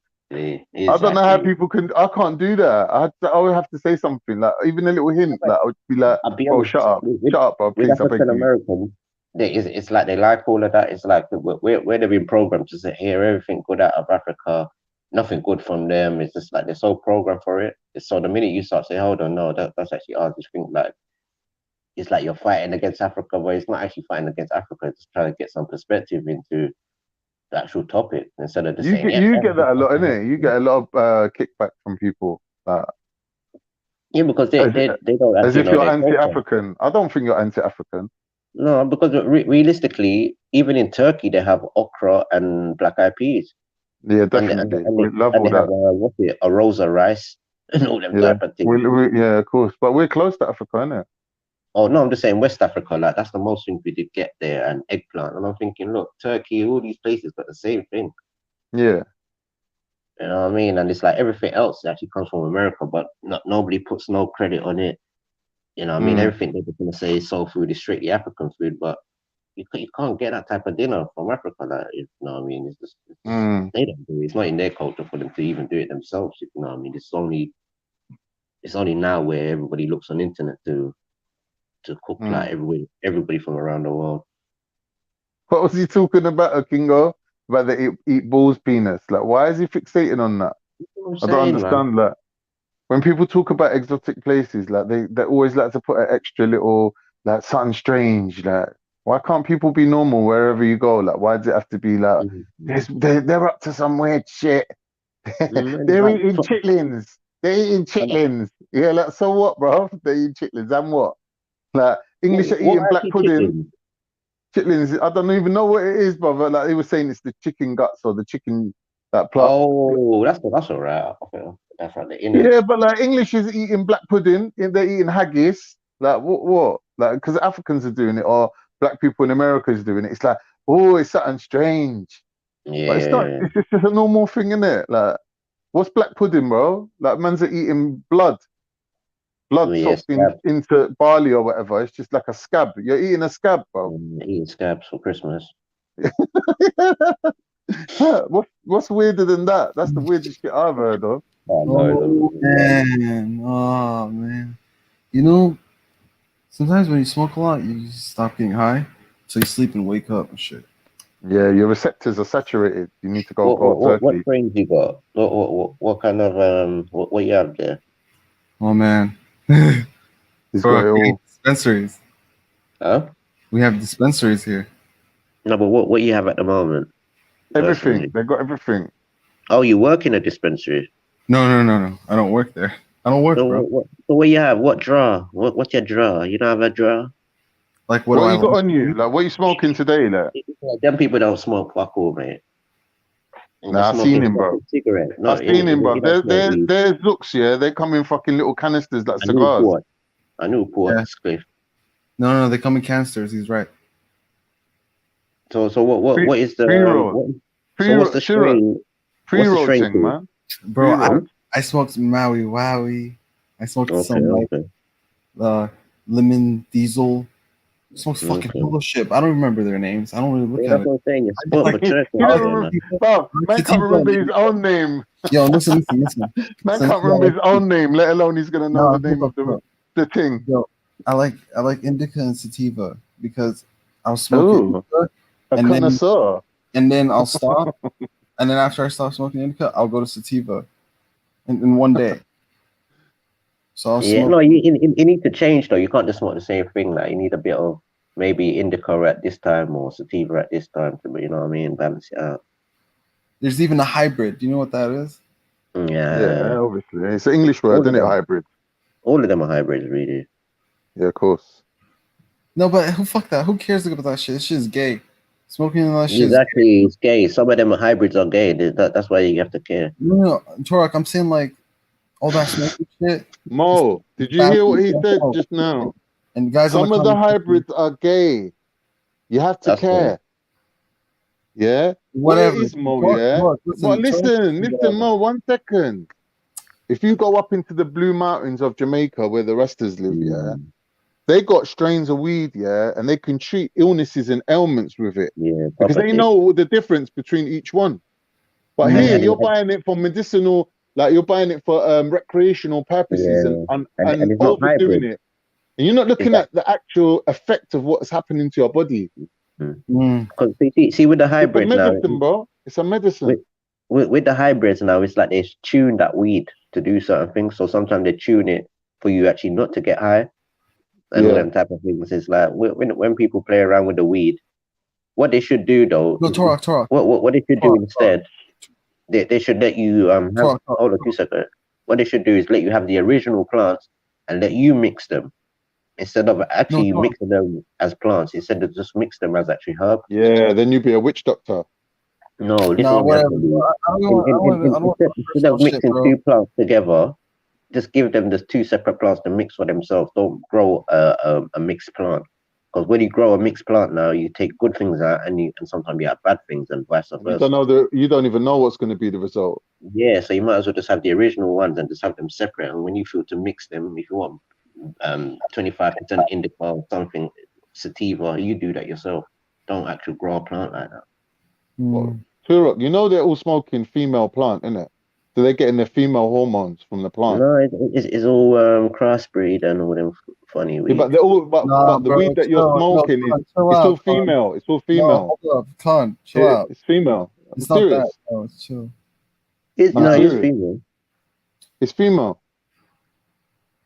I don't know, bro. No, it's not. It's mostly male, bro. Think about it. Female plants are more. Bro, have you ever been in a fucking growing? Listen, bro. In a weed farm. I've been in a weed farm, you know. Yo, they keep the male plant and the female plant separate. America, bro. Yeah. Yo, Con, I live in America, bro. Listen, bro. I've heard that female plants, they're more. Bro, you don't even know where the meat for the hamburgers you're eating comes from. How are you gonna know where the weed comes from? You lot have got everything like McDonald's, bro. It's all female plants. Dispensary. Everything's dispensary. The male seeds are the ones that the males are the ones that carry all the seed in it. Right. So like you have the female, the one that carries. You have the male around for a little bit, but you have to take the male away because it would turn the weed a bit funny. Like that's what I was trying to say. No, they don't bud. If you want buds, you can't have it all turning male. They keep it female, innit? Because that's where the buds is coming from, the female side. You get me? Yeah, you're smoking female plant, innit? That's what you're smoking. Look, so if you overdo it now. Listen, yo, Con. I just like to chill. You feel me? Like, you're feeling chill because it's balancing off your testosterone. You're never gonna wake up thinking, "Of course, man, I'm gonna fuck some shit up." Like you're like, I feel mellow. I feel mellow and nice. No, bro. Let me just go and wash some dishes. Listen, bro. My physique is good, bro. Think about it. You don't understand what I'm saying, bro. Yo, what's happening? Hey! Yes. Huh? Don't stop. It's African These Bambata. man got up last night. I think they must have been smoking on some good boy. Yeah, that man always got a good, isn't it? Yo, you man piqued my interest with that conversation. Have you seen Born Rich? They done. Have you ever seen Born Rich when his eyes ain't like all Chinesified? Go and watch some of his videos, yeah, and like drop him some likes, innit? Like you see him when he's normal, chatting to office buds and all that. My man's eyes look normal. Or when you see him like when he's chatting to us, man look Chinese and lean up, bro. Born Rich always got the good, trust me. Yeah, he looks Mongolian, bro. He looks Mongolian. Yeah, man. He's living his life, man. Big up Born Rich. He gave a stroke last night, innit, with the hip hop selection. Yeah, I don't know. I think he went into a monologue for a second, so I was just listening to what he was saying. Oh, my bad. I was listening to what he was saying, but someone said like, yeah, I think, you know, obviously rap started in, where was it? New York, Chicago, Bronx, Chicago. I don't know where it was exactly, but it was obviously America. Like, well, listen, when it comes to God rap, of Jacob told you it's a plantation culture. Listen, you understand? So they were doing it all across America. Maybe the 808 and the, you know, that. But rapping is different from hip hop. Hip hop's a specific thing. You have to have the Jamaican sound system culture that brings the hip hop. Yeah. No, okay, so we're on DLK. Where's Faison gone? No, you don't need that. What do you mean? I'm arguing for rap. No, hip hop. Hip hop. No. Yeah, hip hop's more of a like recent genre sort of thing. You know, like rap is ancient, man. Not for rap. Oh yeah, and all that music is fake, bro. And there's solar wind as well, by the way. Solar wind. There's all sorts of different types of wind in space. That's why you got the red spot on Jupiter, and it's like, I don't know, it's like 400 miles, 500 mile per hour wind. So it's double. I think it's double R's, like the biggest sort of tornado. It's like double or 3 times. Yeah, so that was just 2 points I was making. Mm-hmm. Okay, cool. I just wanted I'd say yeah. What do you think of flat Earth? Are you with the flat Earth? Have you figured out who's the first African rapper yet? It's obviously if you want to get like really. What is the first African rap song to come out? If you want to get really annoying, you can say it's not exactly spherical. What the fuck? Like, who's one of it? It's not exactly spherical. Like, what the fuck can is it flat though? They're saying it's flat. There are points on it that are more flatter than others, but when you come to, huh? Are you ready for the hip hop question? What hip hop question? What the first? Who's the first African? I don't know, man. You've not been on Google. I mean, I haven't checked Google for them sort of stats. Dr. Alban. It's my life. Remember that? Is this UK? Alban. Is this UK? It's my life. Take it or leave it. Who remembers that? Oh yeah, it's my life. It's my life. It's my life. It's my life. Take it or leave it. Take it or leave it. They are morons. It's my life. That's gonna be on my head for like. That is a tune. I can't. That was a tune, bro. That was a big tune. That was a banger. I'd say that was arguably the beginning of garage and stuff. Oh, allow that, mate. Allow that. No. Don't let Ultra Funky. We actually had soul singers actually singing songs like "It's my life, it's my life." We got that. Garage has got the soul connection. Running around in my head, man, for the next 3 months. Now. That is a tune. I might need. It's my life. Take it or leave it. What the amp? Yeah, you have to buff. Seal was the slickest, smoothest brother from London, man. You know what I mean? I think he like held he was the top man for being a R&B singer. Who's Rooney? He looked African. He looked proper African. He looked like he looked kind of Nigerian or whatever. Yo, Turok, who's Rooney? Turok. Rooney. Manchester he played for probably. Who was better than UK? Who was better than Seal when Seal was at his best? He was better than Seal. Yeah. Sugar Minor. Simply Red was up there, bruv. Just shout out to the white gang out there. But this is the thing. Why are there more better reggae from Europe than Africa? Hey? Why there's more better reggae in Europe than Africa? Obviously, there's Caribbean. Take for instance, if we had to do a versus UB40 versus another African reggae band, which one would you say you have to use for a versus against UB40? No, I don't know. You know, I know that Senegal and them they've got some good artists as well. Reggae one, that UB40. Yeah, and them them man other listen to man. bear reggae. I think in Baby, I Senegal, love they the got bear way. rastas as well. They got bear rastas in Senegal, I think. Nah. I think so. Shit, Europe, man, that was sick. What tune was that again? UB40, innit? Was that your tune? Yeah. So who would you use for a versus then against UB40 from Africa? Put you lot on the map, boy, for the what? For the UB40's got some tunes, you know. Even if it's African singing remakes of reggae music. Turok is a cunt.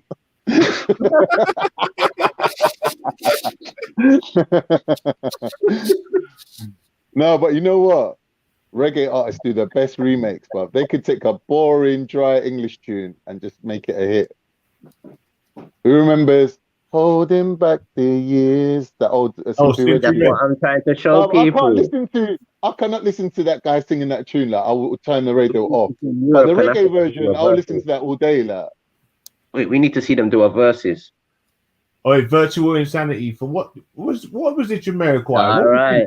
Was he American influence or is he Jamaican? Jamiroquai. No, Jamiroquai it's not is definitely. Jamiroquai is not a man, bro. Jamiroquai is the band. It's the band. Jamiroquai is one better.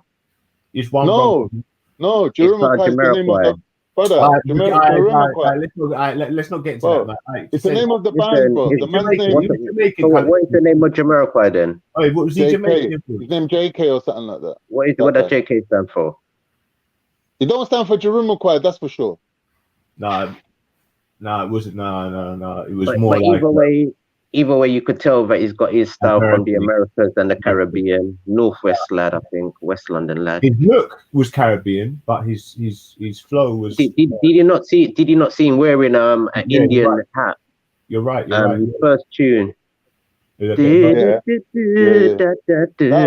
tune. Yeah. Come on, that's all American and bad man style. Yardman. Come on, man. When I heard him we're too young to die or something like that, innit? All right. Tell him, Khan. Yeah, man. Yeah, that guy's a good artist, man. Bad boy artist. Yeah. Their whole band was sick. I'd say that's where the Pharrell sound comes from, that kind of nerd sound. It's similar to this Jamiroquai. Nah. Yeah, maybe. They used to say influence. The producer I'm talking about, and the same flow. You've got a similar flow as well. I could give you that, but they use a lot of. I think they're from Georgia. Georgia's got good music as well, like Timbaland, Missy Elliott, what's his name again? Pharrell. They're all from Georgia. Yeah. Georgia, Virginia. You can't beat Timbaland. Timbaland's a G still. No, you know who's cool? He got his stuff apparently from an Arabic dude. Originally, he's working with an Arabic dude, isn't it? Who cares, man? Arabs don't mind sharing. Tim got his sound from an Arabic dude. Arabs don't mind sharing. They'll share. You look. Timbaland is actually from England, you know. Go look on Google. Who's from England? From England. Is it? He's from Norwich. Trust me, he's been hanging out with the Asian lads. That's why he likes a lot of the Indian music. You're chatting shit. Blaring Bhangra around Norwich. You're chatting shit, bro. Nah, trust me, man. A lot of his sound from some Arabic dude, man. It's Punjabi music. Punjabi music mostly. Nah, man, it's Dirty South, bro. Dirty South. He's from Norwich, bro. Hey, what is this? Another thing that you're gonna are you gonna lose to? Is this another thing, Carl? We're gonna disagree on, and then I'm gonna. He's a Norwich lad, bro. From Norwich lad. Am I gonna come up factual and you're correct again? He got his sound from an Arabic dude originally. No, he got it from the Asian community. Now everything's Asian to Turok. 1 second, Turok. So you're saying, all right, cool. I can't. So there's an Arab community in Virginia. I'm saying Arabic. What are you saying, Khan? Dirty South. What does that mean? I said the Jats. Georgia, them ends, isn't it? America. Okay. Atlanta. All right. Well, I'll have to look then. Find out again, because I got mine from credible source. Yeah, but what I'm trying to say, if the man is from England, there's obviously a lot of. He's from England. What are you trying it for? Timbaland. Timbo. He ain't from no fucking UK. What are you chatting shit for? He's from Norwich. Yo, He's from Norwich. What the hell are you lot talking about? He's Indian. He's Yo, from Norwich. time out. Wait, hold up. Who's smoking crack? Someone saying he's from Norwich. Someone saying he went to an Indian and got his sounds. Come on, bro, stop it. Yo, Turok. Family, stop. Let's listen to this. Turok. Stop taking crack.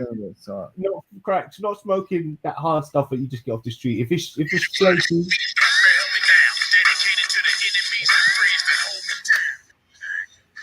That's not Timberland. That's not Timberland. Who's that? Dub C. Nah. DMX. Nah, I'm joking. Go on. All right, yeah. Yo, DMX, remember Pay My Ride, bro? That was. I'm gonna find this now. You lot said because this is. I'm sure I heard it was an Arabic dude, man. Let me see this. Who cares though? No, Turok, look at this.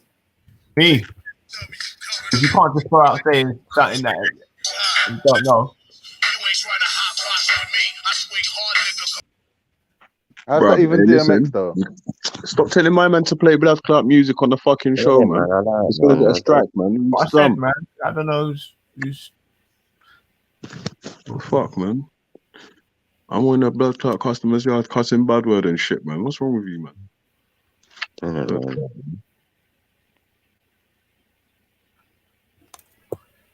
Yeah, you lot are idiots, man. Pissed off Ellie and it's not even fucking lunchtime. Sure. What's funny? Timberland got his music from an Indian. I just think that's hilarious. I mean, I thought it was an Arab man, but it's just ironic that what you're talking about? Yeah, but what you're talking about is the big pimping beat. He's Indian. Everybody's Indian to you. No, but what you're talking about is the big pimping beat. But if you listen to Missy Elliott's first album, if you listen to Missy Elliott, if you knew about Missy Elliott, if you knew about Missy Elliott Super Duper Fly album, then you wouldn't be laughing, right? But Are you not obviously, thinking of Nelly Furtado? Nelly Furtado was Indian. Nelly Furtado ain't shit, man. Come on, man. That's what you're thinking. That's why you're getting confused.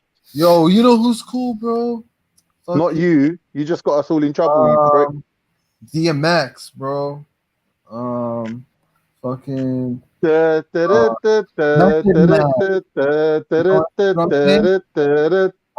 DMX. Fucking. I don't know, Tupac and shit, bro. Like people like that. People actually like stand up for something. You know what I mean? People are actually like not scared to do shit. Reddit. Okay, yeah. For news discussion. Yes, look, it says fucking hell, boy. He's getting outed out. Anyway, yeah. Who cares really? But for news or discussion of the entertainment industry, Timberland has been sampling music from different Arab artists, passing them on for his for years. Exactly, I told you. Sampling. Arab. He's sampling the geezer. So what if he's sampling the geezer? Yeah, but he's talking big pimping. I'm talking about from when Timberland started his career, like with Missy Elliott and shit like that. Big pimping ain't Timberland. Big pimping Pimp C and Jay-Z, man. Hover. Producer. Jay-Z produced the big pimping, yeah. And Pimp C didn't want to be in that video. Sean Carter produced that beat. He was by himself with that girl. Well, you lot on crack, bro. All you lot on crack, bro. Why? How dare you tell me about my music card? How dare you?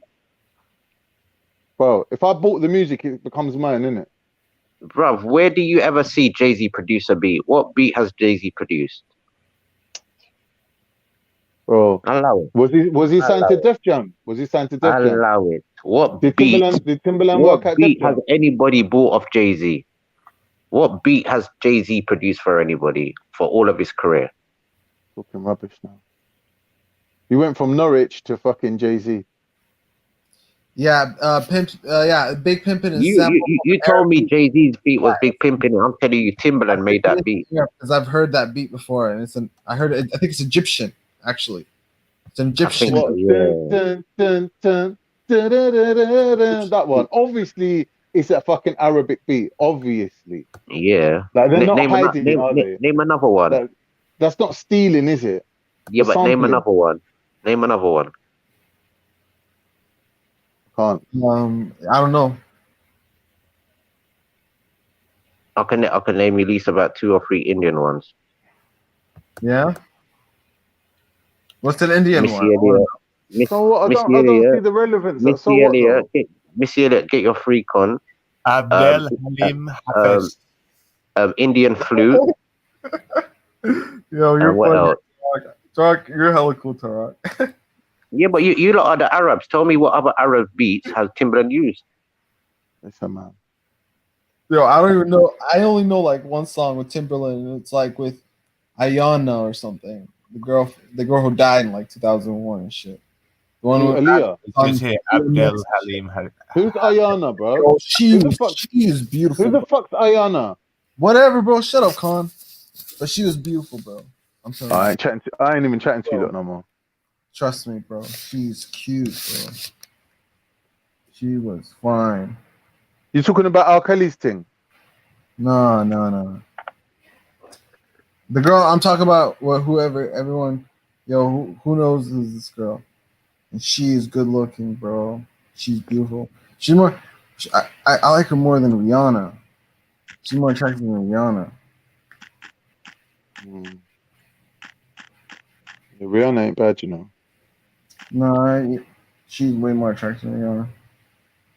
Because she's like, cute, she's like hood, She knows, she understands like how I feel. This guy.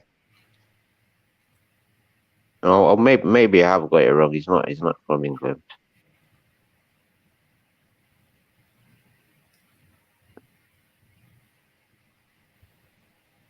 Yo, damn, it's like 4 o'clock in the morning, man. Damn.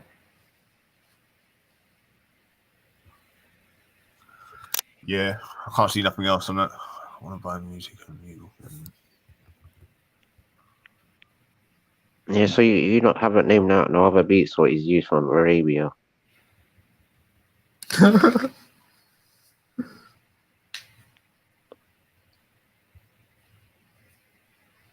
Yo, who knows this guy? He's like Spanish, but he's like a midget. What's his name? Hold on. Yeah, bless up everybody anyway. I'd say You're having a good day, man. Having a good 15 minutes past 12 o'clock.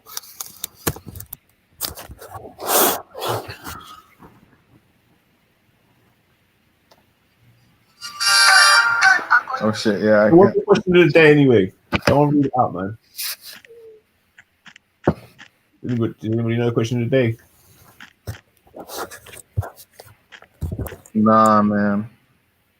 Is there a question of the day? Okay, today, what's the best way to tackle misinformation and willful ignorance?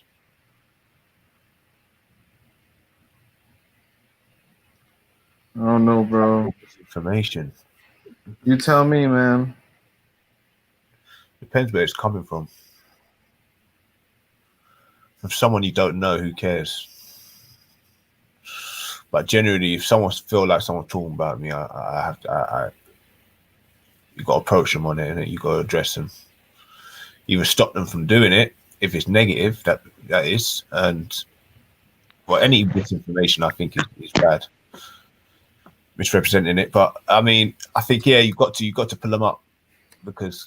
Nah, man. You got to kind of clarify what position you're in. You gotta pull up and beat the shit out of him, right? You gotta fuck him up. Depending on what way it's going to affect you. Yeah, I think that's the best way to deal with it. Who cares if you go to jail? But generally, if someone talking or doing something bad to you, they know what they've done. So I think they're going to understand when you have more respect. I think even that that dirt off your shoulder, that's another little Punjabi beat on that as well. From Timberland. But misinformation, man, fucking always happens, bro. It's like natural, I'm sure. You could be right. I could be wrong. I was wrong about England. I heard somebody else say, "Oh, he's from Norwich. He's from Norwich."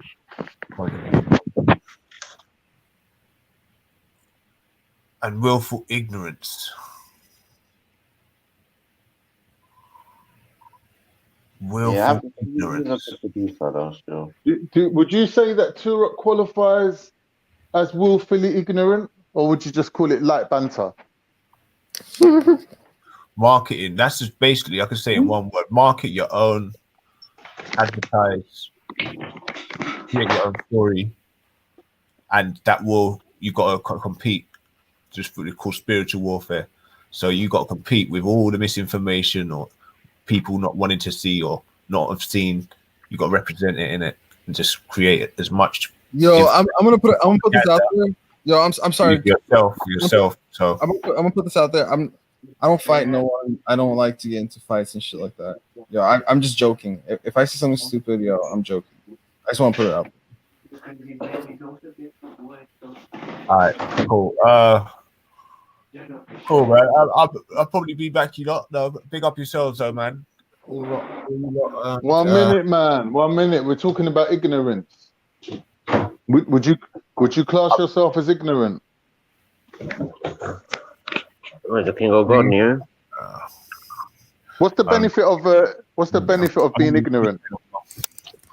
What's the benefit of being ignorant? Yeah, because if someone's willfully being ignorant, obviously they've chosen that as a strategy. They've deliberately been ignorant. Like, what does it benefit them to do that? I'm asking if you can kind of like cast any wisdom onto this subject. To be honest, I used to look bad at ignorance, but I've actually come to the term that ignorance is bliss. And I think it's written like that in the Bible, or maybe it's a saying, but it's like sometimes when you look at people and they're not really aware of certain things, it's like, do you want to wake them up? Do you want to be that person? It depends, though, right? But yeah, you ever wake up anybody from their sleep, especially a West Indian?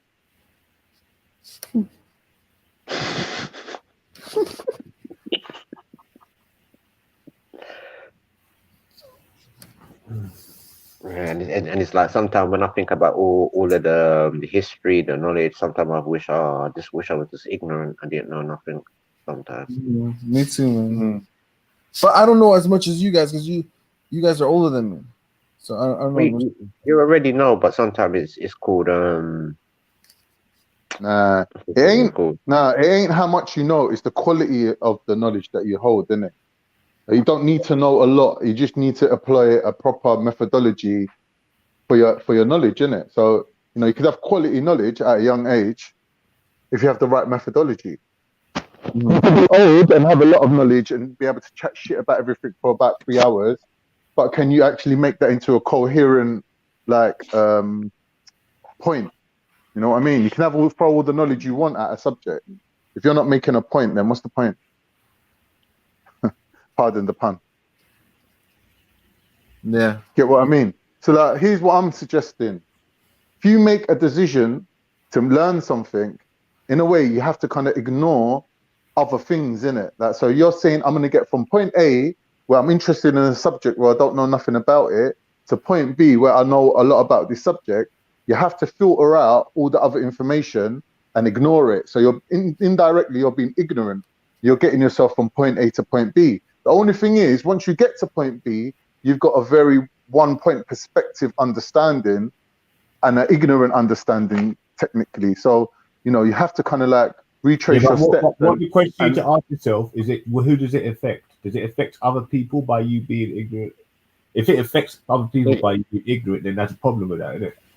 It does, man, because like with me, I like to look at all the little fine details and certain things like that. And it's like where a lot of people just like to say, oh, everything comes from one place, so it must come from there. It's like I say to myself, no, man, it's a quick answer, but it's like there's more to the answer. Yeah, so when everyone's saying that there's a belief that everything comes from one place, and then you set about trying to disprove that and collect knowledge that will basically derail that singular thought pattern and break it up and say, no, but I'm putting obstacles in front of everything that you say, then, what do you become then? I think that's actually like part of life, obstacles and intelligence. and intelligence, whatever the one, and initiative, if you know what I mean. So it's like when you just go to some place and you be like, yep, yep, yep, and it's like everybody's yep, yep, yep, and it's like that's the standard you set for yourself in it. Basically, the minute you try to go over yep, yep, yep, and you say hold on, no, and maybe yes, that's when things change. And I find as a individual, you start evolving more as a person and understanding life. Right. Yeah, I think partly. I think the truth is you have to just get out of your comfort zone. Mm-hmm. That's what you have to do. 100. But that's what I like doing. Like I like some people think, oh, what you doing over here? What you did this? That we're this, we're black. You're not black.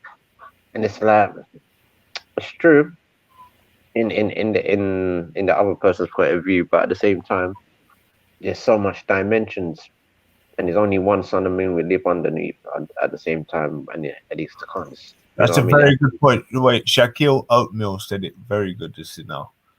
The greatest obstacle to discovery is not your ignorance, it is the illusion of knowledge. Or the illusion of correct knowledge, I think. Because you might feel like you've got the answer, but really, it's just the greatest obstacle to discovery is not ignorance. Yo, who likes basketball? Yeah, I think that's quite good. Man, just with the subject, rather than my mind just gone onto what he talked about, and it's just basketball. What's that got to do with it, bro? The obstacle to discovery is not ignorance. Bro, I was just saying, bro. Basketball's fun. Knowledge. No, I'm just saying. Sorry, it's a bit early. Like I'm just I'm trying to I think that people search out knowledge, yeah, but they do it to prove a point, or they do it to kind of like they've got like a preconceived idea before they set out on this journey of knowledge, right? And that can affect the actual knowledge. But the fact is, unless you got a preconceived idea of where you want to go, you're going to end up all over the place. So my personal ideology is, yeah, you can put your head down and be ignorant and not let yourself get distracted and find your way from point A to point B. But then you have to look back and say, okay, so is there anything that I left out? Is there anything that I skipped over because of my particular ideology? And then you have to be hold up, that's what objective. I was gonna get into that, Khan. All right, so let's say that because you're okay, because you're Muslim, and you're older, and you have kids. I'm 25 years old, bro. You feel me? I'm young, but I have an old soul. I have an old soul. You're a young MC out here, bro. A young MC. You feel me? But look, Khan. It's whatever, Life is not the thing, man. Because you're Muslim.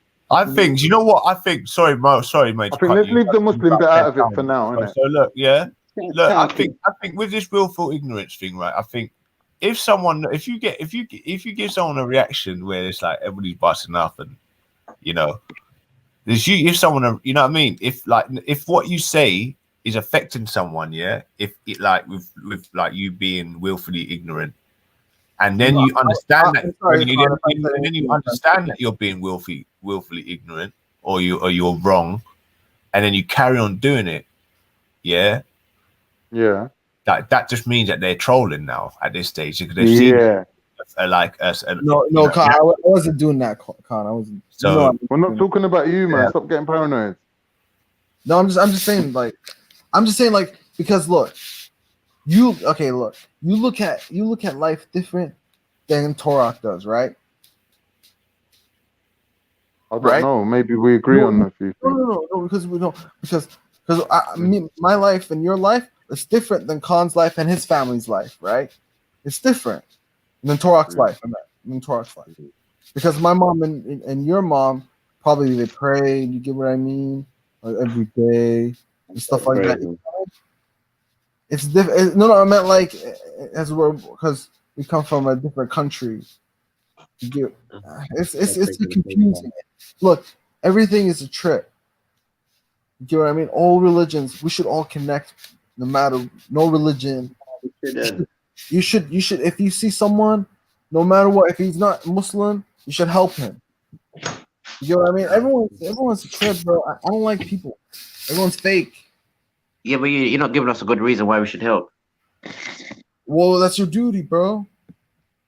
That's your But duty. you're telling everybody that they should help. If you have money in your pocket, and there's people that don't have money in their pocket and they're homeless and they're outside, and you can tell they're homeless and they're sleeping outside, and it's your duty to help them. That's your duty.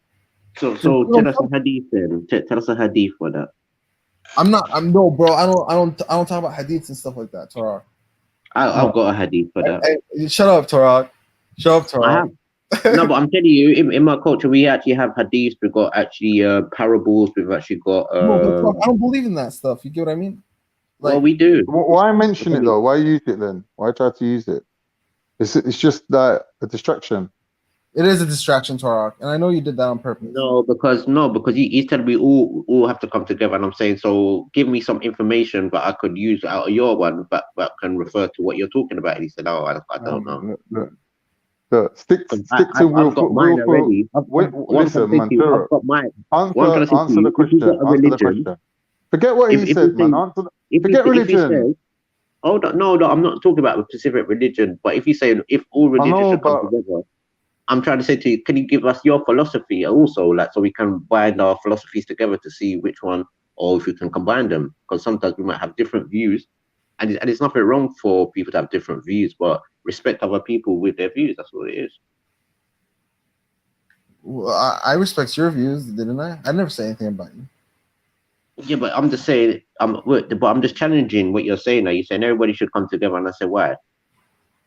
Well, yeah. Is it for love? Is it for money? Is it for knowledge? Love. No, it's actually more love. No, look, both of you guys, you and Khan, Turok and Khan. I don't know about King Gold, but I don't know if you heard this, but Windy and Jupiter came on here and they were saying some weird shit, and this is weird to me. For the word shit you're saying now, you're jumping to somebody else. I'm asking you what you said. No, listen, hold on. They were talking about the demonstration. You know what I'm saying? They were talking about the demonstration.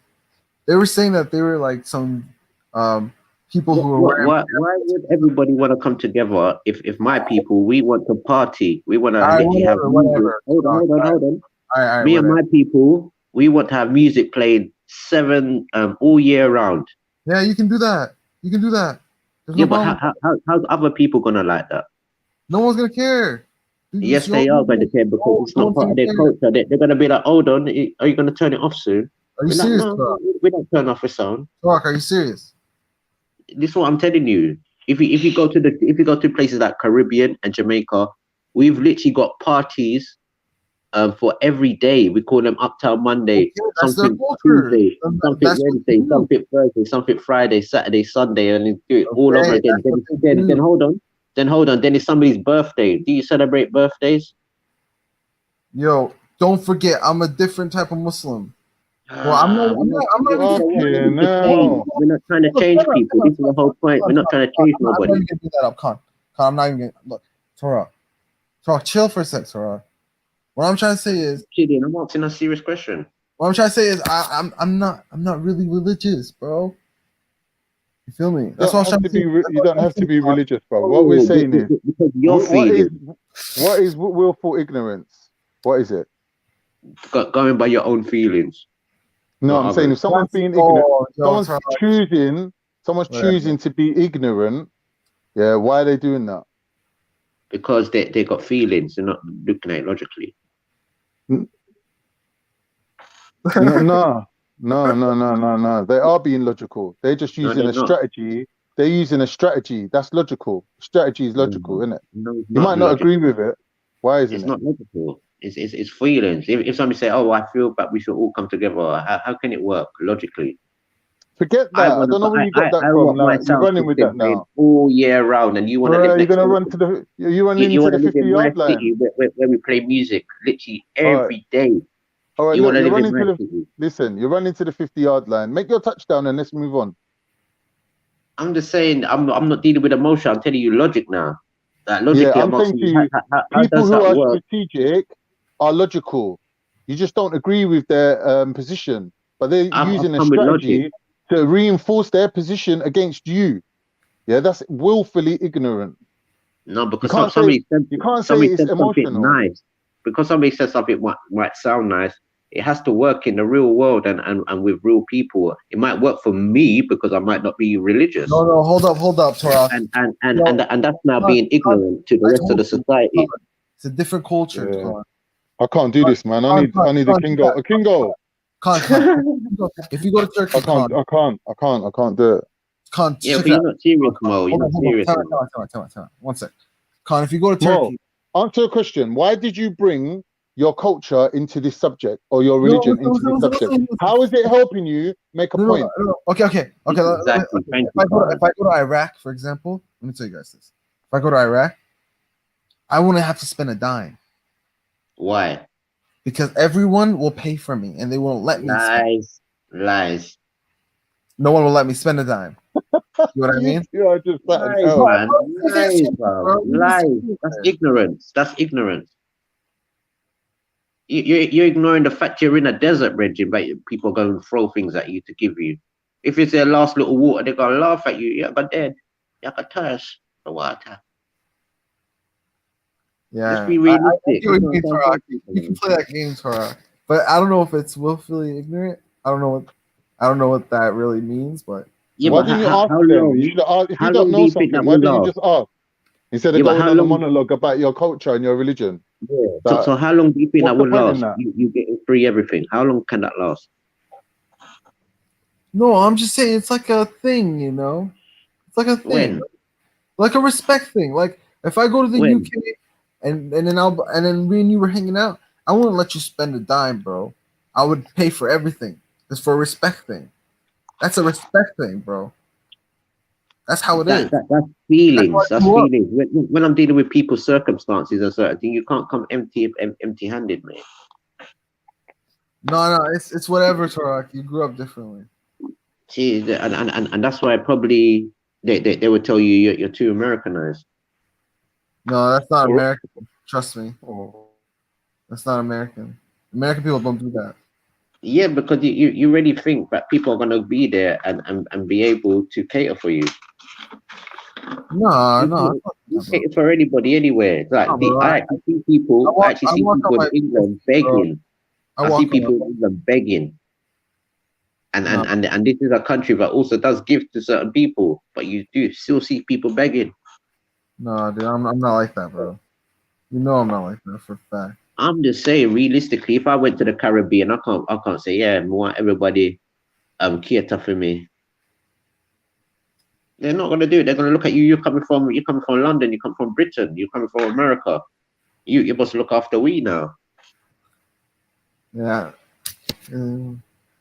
Watch. I'll go to the UK. Watch. I'll go on live too. It's gonna be funny. I'll go to the UK. I'll walk anywhere, bro. I'll go with my friends and shit. Like nothing. To do what? Just chill. Chill. Oh, man. You're gonna get arrested. You're gonna get arrested. Nah, I ain't gonna get arrested, bro. I'm not that stupid, bro. The police are gonna say, "What you doing here?" You gonna say, "Chill," and say, "What?" No, we'll sit in a nice place and shit. Go eat food. Go out. They might arrest you, man, Josh. Yeah. Nah.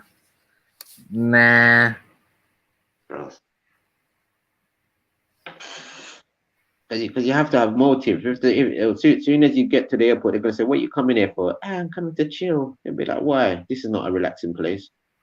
Did they really ask that? Nah. Bro, they're not gonna say, "What do you mean chill? I can't even get rest in my own house. Where are you coming to my country and you can chill?"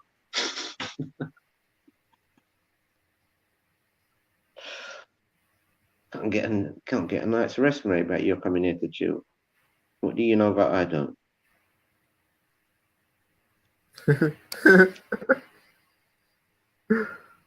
No, I never been to the UK. Never ever. Yeah, you've been to the UK, man.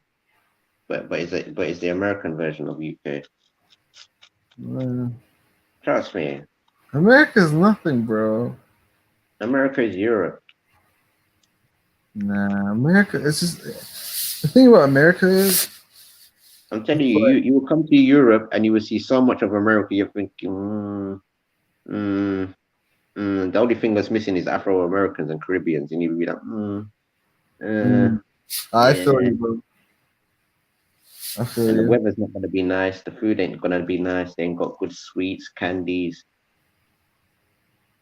You're gonna miss America, man. You're gonna be like, Donald Trump, I'm sorry. Yeah, bro, let this coronavirus thing go, bro. This shit, it's just holding everyone back and stuff. Nah, man. Yeah, you believe in that, Turok? What's that? The coronavirus? Yes and no. Because I feel say like what can I say? I don't know. I don't know in a sense.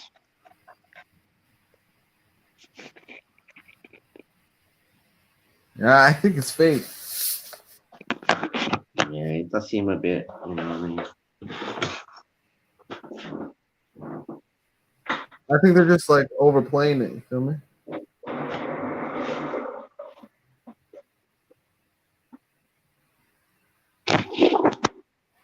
Yeah, it's just too political.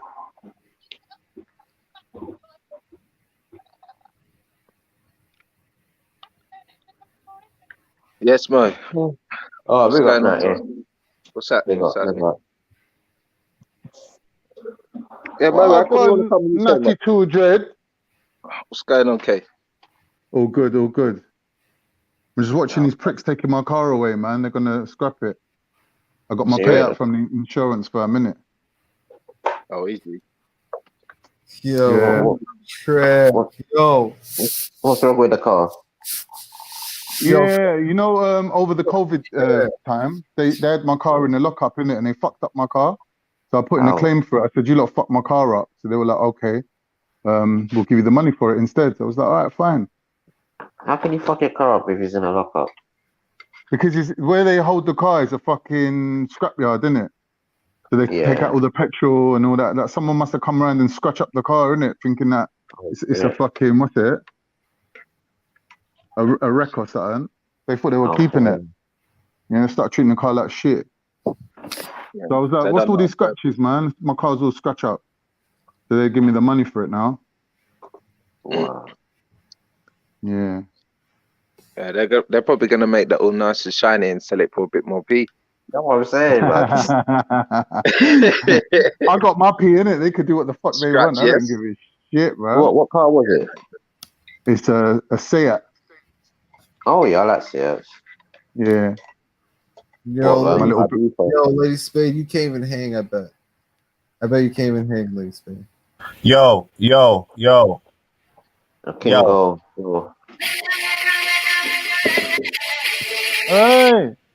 you've been told. You already been told. You already been told not to play no music, man. It's 5 seconds, man. You can play music. Yeah, but the man that come on there fucking screw face and fucking having a go at us, and I you're like, know oh, it's only 5 seconds. Shut up, man. You They don't listen. I know how to fucking play 5 seconds of music and not. They don't listen. But you're setting a precedent for people who don't know. Oh, that was funny though. Wait, that's for people who don't know. Not funny for Velly. Alright, go on. Okay. They're just dragging the car, boy. They just put some tape. I said to them, I lost the key, I ain't got the key in it. So they're just dragging it with the chain. Why do you actually look for Africa's first rap song? Who, me? They're taking it. Car's gone. They're dragging it, boy. See, look, you've done it again, everyone.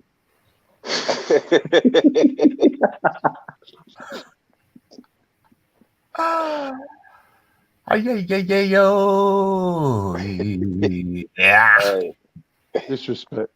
Instead of you go look back your history and say, yeah, we're these people. This is he's our been rap group. willfully ignorant. Willfully. See, look, you uncovered one of the pieces of the puzzle. You're being willfully ignorant because you think you know better. You think you know better than what you're getting told. Yo, hold on. Nah, you know what it is, Carl? These two got. Yo, hold on. 1 second. Time out. Yo, Khan, what are you saying, Khan? What are you saying? I'll leave you alone. I'm saying a Kingo Gold was told not to play music, and now he's playing music. When I told him, look, you got told not to play music, he's saying, yeah, but I know how to do it. So he's saying that he knows better than what he's been told. So he's been willfully ignorant. He said copyrights came from Africa first. Listen, look, you thinking that you can eat a whole bucket of Skittles and think you're not going to get carotid artery? No, you get diabetes. You get diabetes. Yeah, I say that diabetes, and like you will be willfully ignorant. But the fact of the matter is that I now can play it for 5 seconds, or it's 10 seconds, without no visual, and it's not actually something that's recognizable to any. It's very recognizable, actually. Well, it's just the song's recognizable, but to the artists and the people who have maybe. Yo. Right. I'm saying, man. 5 seconds. Yo, listen. 2 seconds it was. You hear me? Yeah. Yeah. Hey, listen, don't play no music, man. Unless it's uncopyrighted music you've made yourself or whatever, don't play it. All right, cool. All right, man. I'm gonna make a song, Billy. I thought you made beats. You can't even roll your own. Bro, this fool can't even roll his own spliffs, bro. My own voice, bro. You can't even roll your own spliffs, bro. You get them ready rolled. What are you chatting about? Make music. No, you're lying. You write pre-rolled spliff. Yeah, man. You never seen him? You never seen him? No. Come on, no. You can't live your life like that. All right. What kind of life is that? What kind of life is that? Yeah. Come on, young man. I can't, man. I gotta have the ladies do it for me. But you want to smoke weed? Yo. Yep. Does everyone understand what willful ignorance is yet? Google ignorance. Willful ignorance. Oh. I'll give you an example. I'm not saying that they're not African and they're black. I don't like. Yeah. So, but you can get a black person that might not be African though as well. Stop it. So when did Afrobeats come out? Black man, that's an African. When did Afrobeats start? If you're black, you're African. Even if you're black Asian, you're African. Because Asian. So what about Zubeda? She's not black. Yeah, she's from Africa, bro. She's from Africa. She's actually an African. All right, dark brown. No, that's a Nubian. White, bro. That's a Nubian. That's not an African. She's like my mom. So Nubians aren't Africans. But with what we commonly know today as Africans, is people walk around saying, "Oh, you're Nubian." This is why I say you lot cannot have reggae and hip hop. You cannot have reggae and hip hop. You don't even know who you are. You're saying you're Nubian. You're from the continent. You lot should know who you are, bro. You're not Africans. You're Nubian people, for crying out loud. It's only in the 1800s they start call everybody African. It's only white people went down there and have a language called Afrikaans, for crying out loud. Yeah, don't play with you know the black people at North Central Islands, yeah? Oh yeah. Their DNA is closer to the Indians than it is to the Africans. Yeah, I told you they're the original Asians or original people of Asia. Original. Even your profile picture, they found that in America, Turok. Yeah. And they said it was from African tribes, no? Yeah, but we have to be honest that people only start using that terminology after the 1800s. So when Ivan Van Sertima and all these people, they're born into people calling everybody black African, but really it's white people or lighter skinned people from North Africa, but are Afrikaans or Africans. The rest are Nubians. Anything underneath the Sahara is a Nubian, but people like to pick up this style and say, yes, we are Africans, we are Africans. And you said, what about Zubaydah? No, she's not African. And she's the real Mama Africa. Hello, I see Mama where you're coming Africa. from. The Vader, how You are know what? you? For once, Turok, I actually see where you're coming from. I get what you're saying. Oh, big up, big up. Just no, literally, without the trolling thing. Yeah, I've actually understood you fully because, yeah, obviously that's what we wouldn't have called ourselves black. That's what they decided to describe us. Yeah, because the West Coast was called either Gold Coast or Negro Land. What's the West Coast? Well, West Coast Yo. of Africa. So, were you saying that there weren't no black people in North Africa? I'm saying there's no black people that identify themselves as African. It's only in the 1800s that that term and that labels got put on people, and people's accepted it. Yeah, but that's not the question I asked you, though. That's wait, hold on. That's not the question I asked you, though. I said, are you saying that there's no black people in North Africa that originally come from North Africa? Ask the King of Gold. No, there probably is. There probably is. I'm asking you. Forget about King Gold. I'm asking you. What are they? Huh? What are they? I don't know. Is there? Just give me the answer to the question. Are you trying to say that there's no black people that originally come from North Africa? And they call themselves African or Nubian. Whatever they call themselves. Are you trying to say that there is no black But people? did the Nubians call themselves Nubians? So black people in North Africa. Was that a term given to them? Exactly. Well, that's just a semantics, isn't it? We're just talking about the words that we will understand. Wait. Turok. Answer the question though, cuz, innit? Because I noticed that you don't want to answer that question there still. Yeah. We need the answer. Why are black people in North Africa calling themselves Latin names? That wasn't even listen. Answer the question, man. George. Hey, Jeff. Answer the question, man. No, relax. Same reason black people in the Caribbean are calling themselves Latin. Africa is a Latin and an Arabic word lexicon. It's not a Nubian lexicon. Even in Egypt, I didn't say nothing about Africa, bro. Yeah, I didn't say nothing about African. Yeah, I said, is there black people that originally come from North Africa? That's what I said. Which ones are they? I'm asking you, is there black people that originally I don't know. You tell me. You tell me. Brother, say yes or no. It's not hard, brother. Yes or no. I'm telling you that the word Africa, is a Latin word. The only person that come to Africa is called Scipio Africanus. What more do you want? You know what he's talking about. The North. Listen. What was Scorpius Africanus' name before he went to Africa? He's a black man. No, what was Scorpius Africanus' name before he went to Africa? Hannibal. What was his name? Hannibal? Huh? No. What was Scorpius Africanus' name before he went to Africa, Turok? God knows. Don't know. Africanos. I can't remember. I didn't get much detailed into it. What language does Africanus come from? Latin. Romantic language on a romantic card. Man's asking you about the north. The north of that landmass was there black people there. The north of that landmass was there black people. You're doing the ignorant. You're doing ignorance right now. Velly hardly comes on and it's his own channel. Let him speak, man. But you're displaying what willful ignorance is. Because, like, I'm asking you direct questions, and you're just skipping past them and asking another question. Like, you're not even asking the question. So who called themselves Africans in the 1600s? Black people or white people? Bruh, you gonna answer any of the questions or not? You listen, you lot are tripping.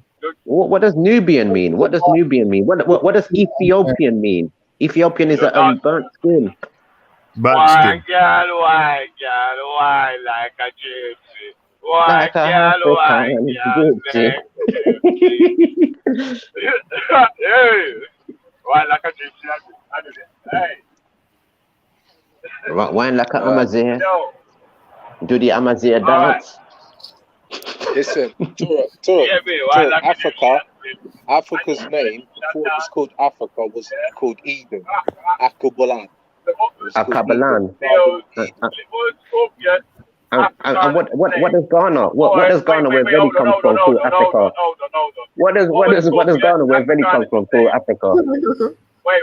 Ouagadougou. Hey, what part of what was Scorpius Africanus' name before he went to Africa? Before he fought that battle in Africa? Obviously, it was just Scorpius without the Africans added on. No. Look, Zeus has a daughter called Aphrodite. Yo, hold up 1 sec. I just want to say this. Wasn't it something like Scipio? Another run. Zeus is Pitney. Zeus Pitney called Aphrodite. Yo, Zeus Pitney called Aphrodite. You better think now they're clear. I want to say this. I want to say none of the Nazis are here today. Shut up, Mo. Just make a pass, bro. That's what you're good for. So why are Dutch people going into Africa calling themselves Afrikaans? Yeah, but you're not answering the first question. Are you willing to answer any of the questions? It's a Latin name, Bridging. Whether you like it or not, Scipio Africanus, it comes from a Latin-speaking background, a romantic language. Tell us about the Amazigh then. Wait. I swear you're asking about North Africa though. Yeah, I asked man about North Africa first of all. Yeah, the first question was, are you trying to say that there's no black people that originally come from North Africa? And man didn't want to answer that. Yeah. Where is North Africa? The second question, yeah. Where is North Africa? All the northern countries of North Africa. From no, Tunisia. Libya, Tunisia. Morocco, Tunisia. No, Tunisia. Egypt, Tunisia. No, Tunisia. That was called Libya. The only place that was called Africa, and it was placed in the north, is You're Tunisia. running, man. You're running. You're running, man. You're running, man. Give him a run. Give him a run. Everything in the north of that area is North Africa, but running. No, that's Libya. That's Libya. The whole where's North Libya? Africa was called Libya. Where's Libya? Where's Libya? Hold on, let me sing this tune. No, ask him. Where's Libya?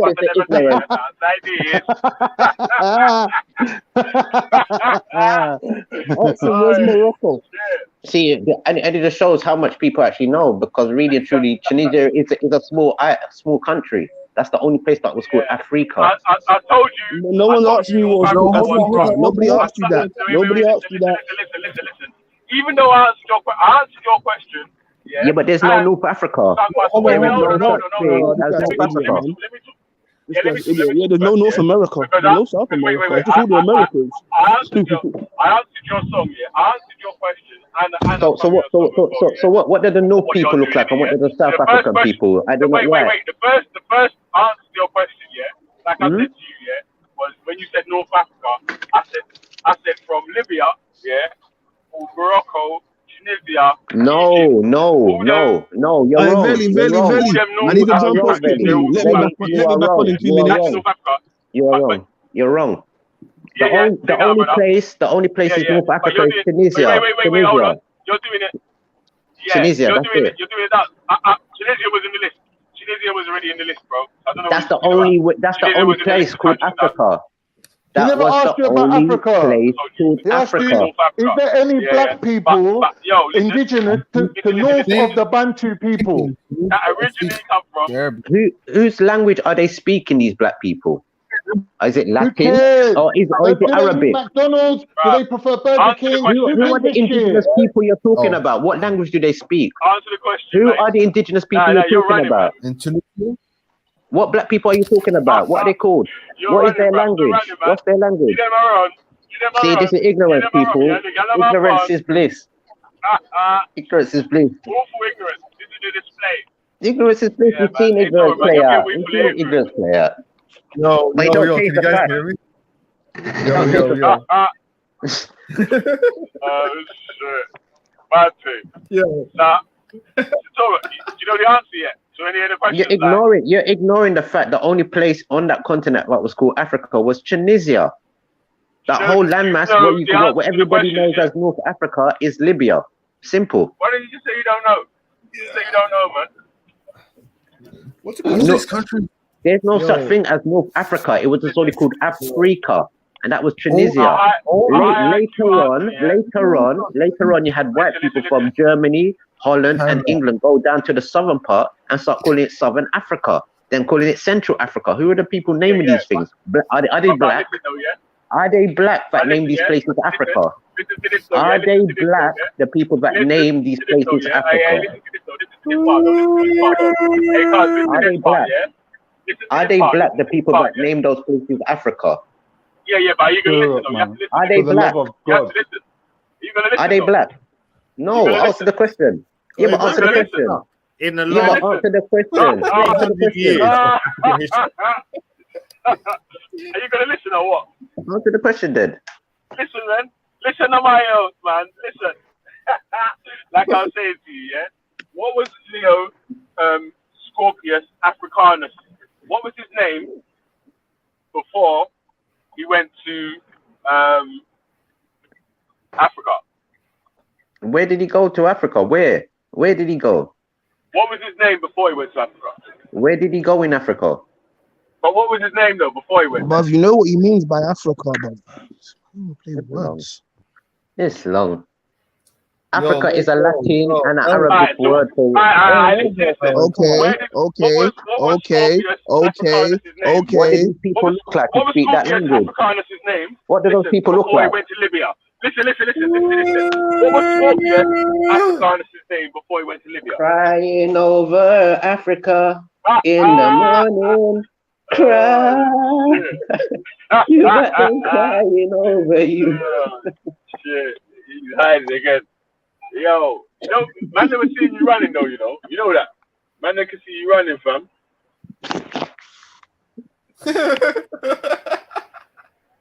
What has Scipio Africanus' name got to do with why it's called Africa and whose language and whose lexicon it is? It's not black people's lexicon. What, so are you saying that there's no black people that originate from North Africa? Is that's what you're saying? Yo, listen. Let me know that answer. Let me know, man. Oh, hold on. Listen. That's ignorance. That's ignorance there. What would they call them? What would they call them? Yes, what would they call them? Ethiopian, burnt skin people. They wouldn't call them African. Listen. Are you trying to say that there is no? Tell me this. Would you call Zubaydah Nubian? Would you call Zubaydah and Walid Nubian? No. Why not? Why not? Why not? No.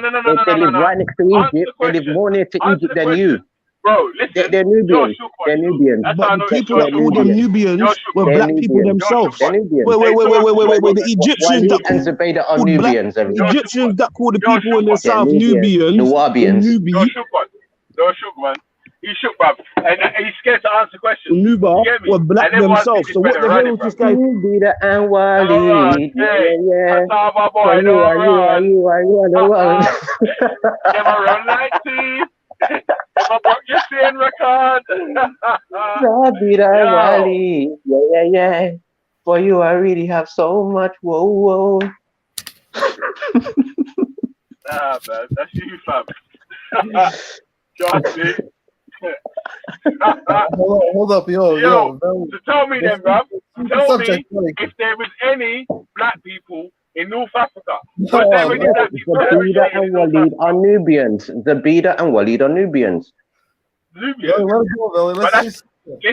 You keep saying Nubia is not North Africa, bro. Yes, they are. Nubians, I'm saying everybody in Africa are called Nubians. They're Nubians. So the people in the south are called Nubians. Well, who are the Africans then if they're Nubians? No. Answer the question. Were the people down south called Nubians? Oh my God, this brother is funny. Yo. Domino. When I play Connect 4, I'm playing Domino. Nah, man. You ain't playing no dominoes, cuz. You're playing snakes and ladders, cousin. You're on the snake, sliding down back to the zero and start. You hear me? You now get out that 6. Oh. Nah, man. Trust me. Right there, we're playing Ludi, cousin. You're playing snakes and ladders, cousin. Nah, Yeah, I play Connect for me. I play Domino. Yeah, me. Yeah, because we just a throw 6 like loaded. Man. Yeah, I don't to this brother, man. But yo, at least give one of them man needs to jump off now still. So I'm gonna leave Kane to do to me finish the job and that. Yeah. Yeah, me that. All right, his head's on the block. Finish what job? You get me? Finish what job? Finish that job, man. Yeah, pan the guillotine, my yo. But you in Europe, you would be an Ethiopian.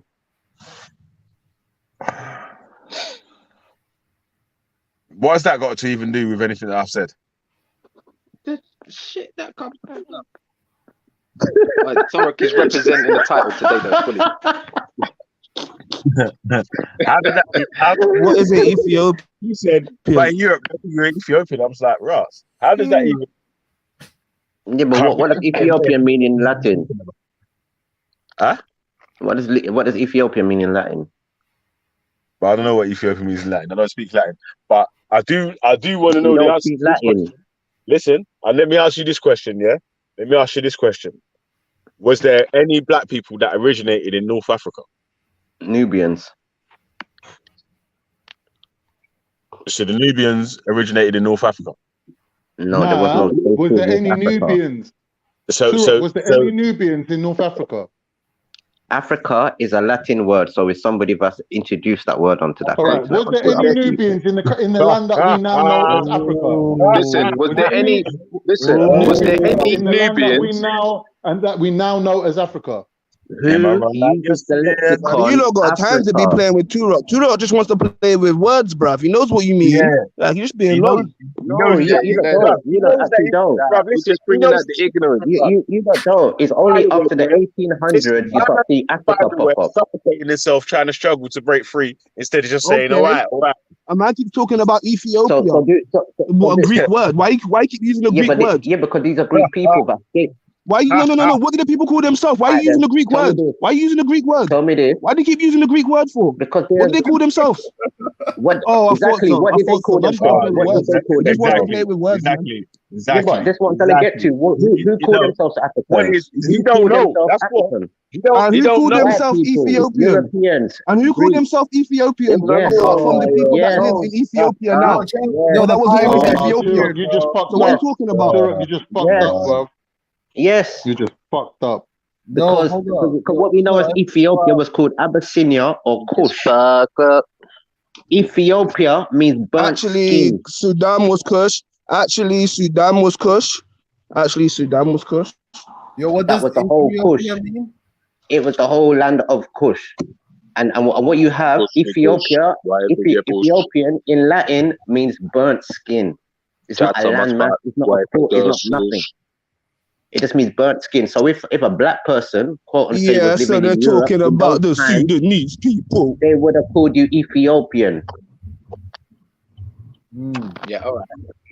So Turok, are you gonna answer the question yet? Why are you going off what other people would have called them? You keep talking about Africa, not going on what other people called Africa. Why are you going off what other people called? It's their language. People where are you from? Thing. So where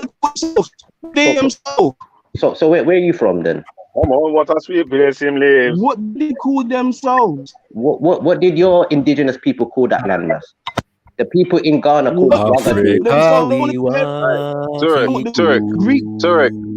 it was called Eden. It was known as Eden. Known as Eden before the Europeans. So answer Benny's questions. In the Garden of Eden, before they named it Africa, was there black people in the north? There ain't no Garden of Eden, man. Ban all that Garden of Eden bullshit, man. They ban all that, bruv. I don't know about Garden of Eden, because I'm saying that, boom, in the place that now is called Africa, North Africa specifically, was there any black people? Ghana calls it Ouagadougou. Who calls that landmass Africa? Who calls it Africa? Is it black people that call it Africa? Oh, was there any black people? Let's stop talking about Ethiopians then, man. Who said Ethiopian? Ethiopian? What are you talking about? I said Ghana. I said Ghana. Where are you from? You kept on saying it. It means bird face. It means bird face. It what means did bird you face. call it? What did you? Hey, Alkebulan is the oldest language in African history.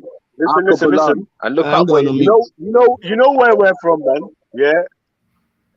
We're No, from come on, let's be Nanny's serious camp. now, people. Come on, children, let's be serious now. Look at the title of the show now. Big up, And who's Nanny. playing up? Yeah, Should we go to the etymology dictionary, Big up people? Turks Let's and do it quick and Caicos. swift. You're from the Peace Street camp, cuz. I was on some different thing, you get me? No, I don't want to go to the etymology. The place that we know today as North Africa, was there originally black people there? Simple. Who named it North Africa? The black That's people. the question. Who did? Who named it North Africa? That was a good question. That's actually a really, really good question. I've got a better question. I've got a better question. Who named the West Indies West Indies? Here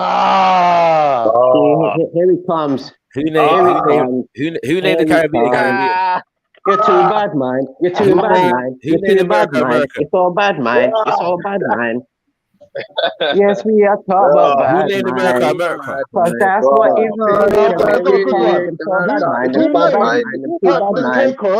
Turks and Caicos. Because it weren't the Turks. And it weren't the Caicos. Logan, and step on Turk. Tell me this. What does a Turk mean? What does a Turk mean? Hold on. Turk means a Mongoloid, a redskin. Hold on. Who named Polynesia? Come on, calm down, children. Calm down, children. You got cool Who named the Caribbean? Listen, Shakara the Ethiopian.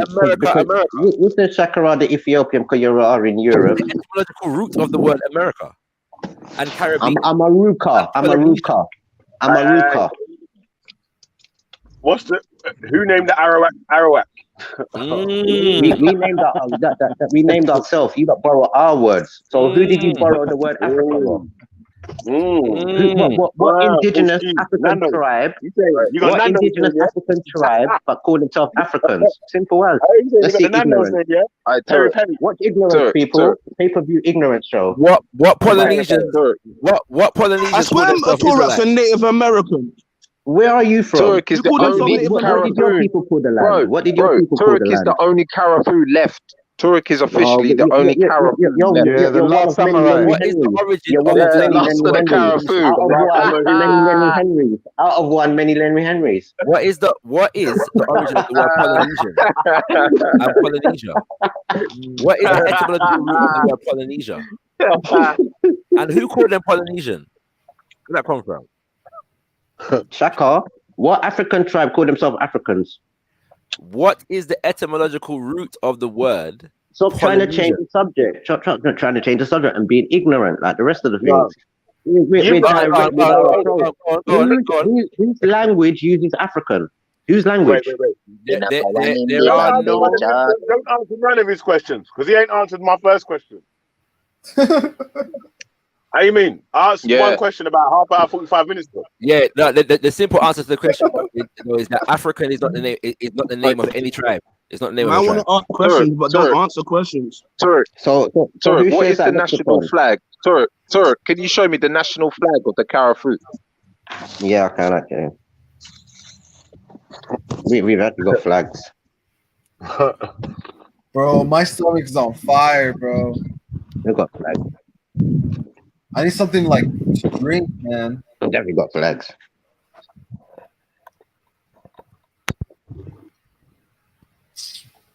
Let me see your flag. I just want to say big up to my Polynesian Hebrew. See your flag. Oh, yo. Let me see your flag. Why am I uneducated? I don't know. I lived a different lifestyle than you. Tell them the African man. Tell them Africa. Yeah, but Mo, yours is more style and less life. There you go. Look, Shaka's got the flag up. Where's the Caribou flag? We got flag. We have loads of flags. Let's see your national flag then. Who made that flag for you, Africans? From the continent. What's that, Biafra? What's that flag? Last of the Carafoo. Right What flag before is us. that? Oh, Biafra? we should feel privileged, really, because we've got the last of the Carafoo here, you know. No, we got one out of many Henry Henrys, mate. Out of one, he's many Henry Henrys. Yeah. You feel lost? Do you feel lost, like with that? You got no people. Like, do you feel lost? Do you feel stuck in between? Like, do you feel stuck in between? Like, every day is do you feel every day is Red Nose Day for Natty. Like, what is it? Do you feel like Natty trees every day is Red Nose Day. Yeah. Do you feel stuck like between? You feel stuck like between when like us blacks, we came over to your islands and took over your island. Every day is Red Nose Day, Natty. And then, like you said, the white man dash you out of your island and send you to England, and then you're stuck between. And where are you? Where are you now? Like, Red Nose Day. Are you stuck? Red Nose Day. Red Nose Day. Are you stuck? Red Nose You Day. seem lost. You seem Red lost. Nose You don't Day. even know where. Red You Nose don't even know Day. where your people are. Red Nose. You don't You know even every day is You Red don't Nose even know Day. your history. Living every Your day history like has Red no Nose Day. beginning. Why don't In ya? fact, you know what, Come Turok? on. You know what I worked out? Give it Your the history Give it the begins old with Red you. Nose. Yeah, every day is Red My Nose people, Day. look, my people in the chat. Yeah, look. Red Let me just noses introduce you to the in last my of the Carafoo. garden. Red noses in his garden. Yeah. Anyway, Check it, man. You have to water it. You ready to answer this question then? Red noses in Natty's garden. It's just ready for the ignorance, man. That's all he's got ready today is ignorance. Red noses in his garden. Ooey. Ooey. All right. So you know what? You know what? I answer the first question. Yeah. Let me ask you the second question. Yeah. Oh man, yo. Take care of your red nose. You got me What watering. is Scorpius Africanus' name before he went to Africa? That's a good question, guys. Whose word are you using, Reggie? Whose word are you using? I'm asking you. But I've answered the question. Good question. No, all right. Now let me ask it a different way. Let me ask it a different way. Yeah. Let me ask it a different. Okay, really, right? What the person referred to as Scipio Africanus? What was his name before he went to Carthage? Brilliant way to answer it. What language is his name in? Africanus. What language is that name in? You didn't ask you what language his name is. You asked you what his name was before. What language is Africanus in? You can't answer a question with a question. What That's a name? rule. That's a rule. What language does that word? No, you spell can't out answer a question with a What question. word? Just say I don't know. What language group does that word Africanus? You can't answer a question with a question. That's unacceptable. Red noses. He never asked you about Africanus. I know, yeah, but who? Let's answer this. Where does the word Africanus come from? Africanus is the romanization. Answer the question, Mowgli. Romanization. 1 second, Natty. Africanus is the romanization of a word in the Amazigh language. What? Ifrik. That's sometimes pronounced Ifrik or Ifrika or something like that. What does those people look like?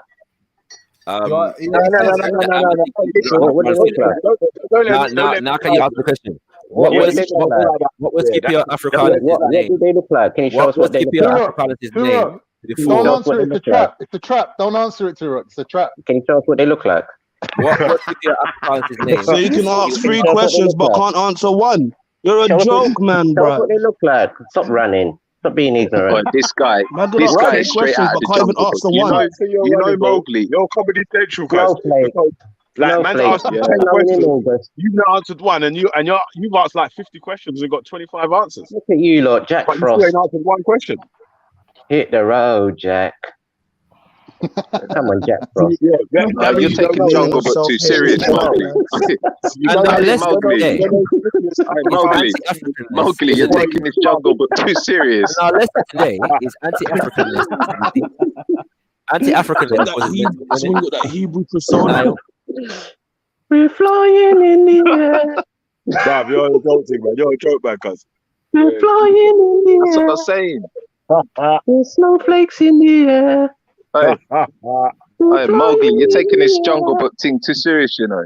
Big up Don't you realize Turok does every time he can't answer a question, him singing, making noise, answering, he starts waffling. They're flying in the air. that there was no black people so much in North of Africa. Whose language are you using? Stop running. Don't worry if there were black people. Whose language is it? Whose language is it? He's been hanging around with. He's been hanging around with the Golden Girls too much, man. I'm telling you, this is what happens. You get me? Am I right? The original people of North Africa are black. He said the KKK has been rubbing off on him. Nah, the snowflakes, mate. Yeah, straight. Rubbing off, G. That's why I think It's snowing in Tunisia, everyone. That's why I gave you the answer as well. Now, yeah? There's a snowstorm in Tunisia. You still got one more question though. Oh, Belly, let it go, Belly. Come on, bro. Shut up, man. What was Scipius Africanus' name before he got to blood clot Carthage? Where's Carthage? Oh, fuck's sake. I'm going to ask a fucking question with another question. He's shook. He's shook. He can't stand on nothing, man. He's shook. Turok, you do know it's a joke thing with you all the way now, yeah? It's a joke thing with you all the way. One big puppy show. Hey, Catty Joe. You're going to Catty Joe? Where did you come from? Where did you go, Katija?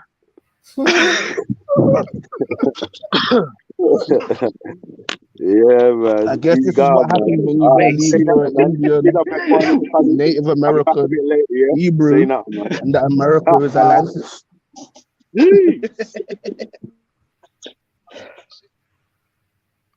Oh, man. Oh, man. When the right time comes, some all about free Africa. You know what the joke thing is? Yeah, they said all man was born equal. Democratic Tunisia. Oh, Natty. Let me sing you a song, yeah? Everyone's singing songs. But I'm going to stop it just before I hit Turok's favourite word. You ready? Yeah. Number one in the look good chart. Me number one in the Bombay chart. chart. India. What's the next word? Natty, what's the next word? Bombay chart. Indian, man. Yeah, that's it. Me number one in the Yeah. You know, Apache Indian. You flopped it. Yeah. Turok knew the answer to that one. Me number one in the Bombay chart. Hey, Turok's on some Jungle Book thing, mate. Straight up and down. Number one in the Tunisian chart. Them about the Carthaginian heart. Cause them come with the Carthaginian style. Yeah. In a way. Yeah. When the etymology dictionary, them have to run from me. All man was born equal, but you, poor thing, man. Hey, listen, come off the panel, yeah. Go downstairs and help your dad out in the shop. Let me ask Chakra something. Okay. There's Dutch people more African than you, Natty. Listen, all Turok knows about is happy shopper. Go and help your dad in the shop. Go and help your dad run the shop, man. Come on, man. You speak Afrikaans. You speak Afrikaans? You speak Afrikaans. Yo, never mind, bro. I don't even want to ask Chakra, bro. It's irrelevant anyway. It's stupid. Yes, man. Because we got to come off this pantomime we thing. We have to run. Hey, we pantomime run up in the corner there, bro. We can get back to him any day. He's still there to entertain. You get me, mate? Whatever you got to say, man. No, it's all cool, bro. It's not, it was stupid anyways. It's like, what if someone... Okay, let me give you an example. Jamaican DNA come out then faster than bullet. Bet you never know the African could have do it.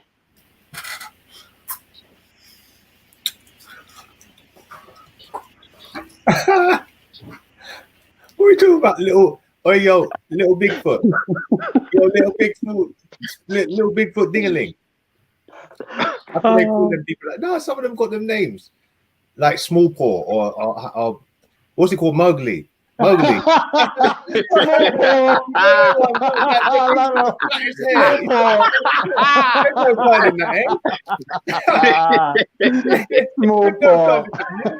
Hey, how's Baloo? Zooby doo. I wanna be like you. I wanna walk like you, talk like you. You see it's true. I'm Mowgli like me. Can't learn to be African like you. Salah to me, brother. Salah to me, brother. What a Mowgli. You know, it's quite interesting though that you've got a vast knowledge and abundance about Africa and differentiate North Africans from what you say, is it sub-Saharan Africans? Was it Nubians? Anything? Yeah, sort man. of what you're trying to do is you're trying to separate it like that wasn't black, and that's what's a shame. You not sing the Moorish tunes. You sing Moorish tunes. Yeah. Like still. Da, da, da, da, da, da, You sing everybody else's tune but your own tune. Sing some Caribou tune, man. Let's hear some Caribou. Come on. When you say, one sec, yo, time out. People that don't understand. Culture vulture. When you say Moorish, let's see some Tunisian African dance. Right now. Do you mean like the brother Moor? North Africa? Listen, that's the one and the one very and the one Kingo. Keeping a borderline between what is it? The Hyksos was used to come down through there, the Hittites. So that would have been strong, big, Nilotic type, whatever you want to call it, Bantu type. The Hittites didn't get that far. Well, whoever come from the north of Egypt, because north of Egypt was what turned, I think, Europeanized. They've been there from day dot. When did you lot come in? Not day dot, because the Assyrians. When did you lot come in? Because you lot say you migrate from the east. No, this is why white people in North Africa have been there very long. I should have paid attention. This foundation level. This is foundation level stuff. It has been done. This is foundation level stuff. You're talking about the invasions, right? No, so they were already there. They was already there. Whitifying it up before. The original people of that place was the Khorasan, and you had the North African people, light and brown people. Where did you lot come in from? You lot said you come from the east. Where you come from? You missed out the pygmies. You missed out the pygmies, the Twa. Where could you come from? You missed out the pygmies, the Twa. Oh no, you're not the pygmy and the Twa. So where did you not migrate from? You lot said you came from the east. So where did you come from? You're not really from West Africa. You migrated in West Africa. So where did you come from? Represent where you come from. Where the hell did you come from? For different people on the map. Where the hell did you come from? Well, I'm the I ain't claiming Egypt. The jungle VIP. West Africa. When I look at West Africa, where people were in West Africa. I can't kill him. What people were in West Africa. He's the jungle VIP. If we actually have a jungle, the pictures of people. If we actually got jungle. Yo, hello. Have you looked at a jungle? What's that? At least we actually have a jungle. You have what savannah. Are you talking about? Amazon. What have you got? Panthers there, yeah? And you got savannah. And a bear. We have bush. And if the animals, if the animals, your jungle if the animals came to South America, tell the truth. Your jungle got turned into do you know how fat the animals would be? Turok, you're from do you know how fat the animals would be if they left Africa and came to South America? You know how fat they would be? Because we have greenery. They won't be on no slim fast diet, that's for sure. Green don't Here it goes again because there's no greenery in Africa. Listen to this clown. Diet for the animal in Africa. Mowgli, you suck like the Mowgli. You walk like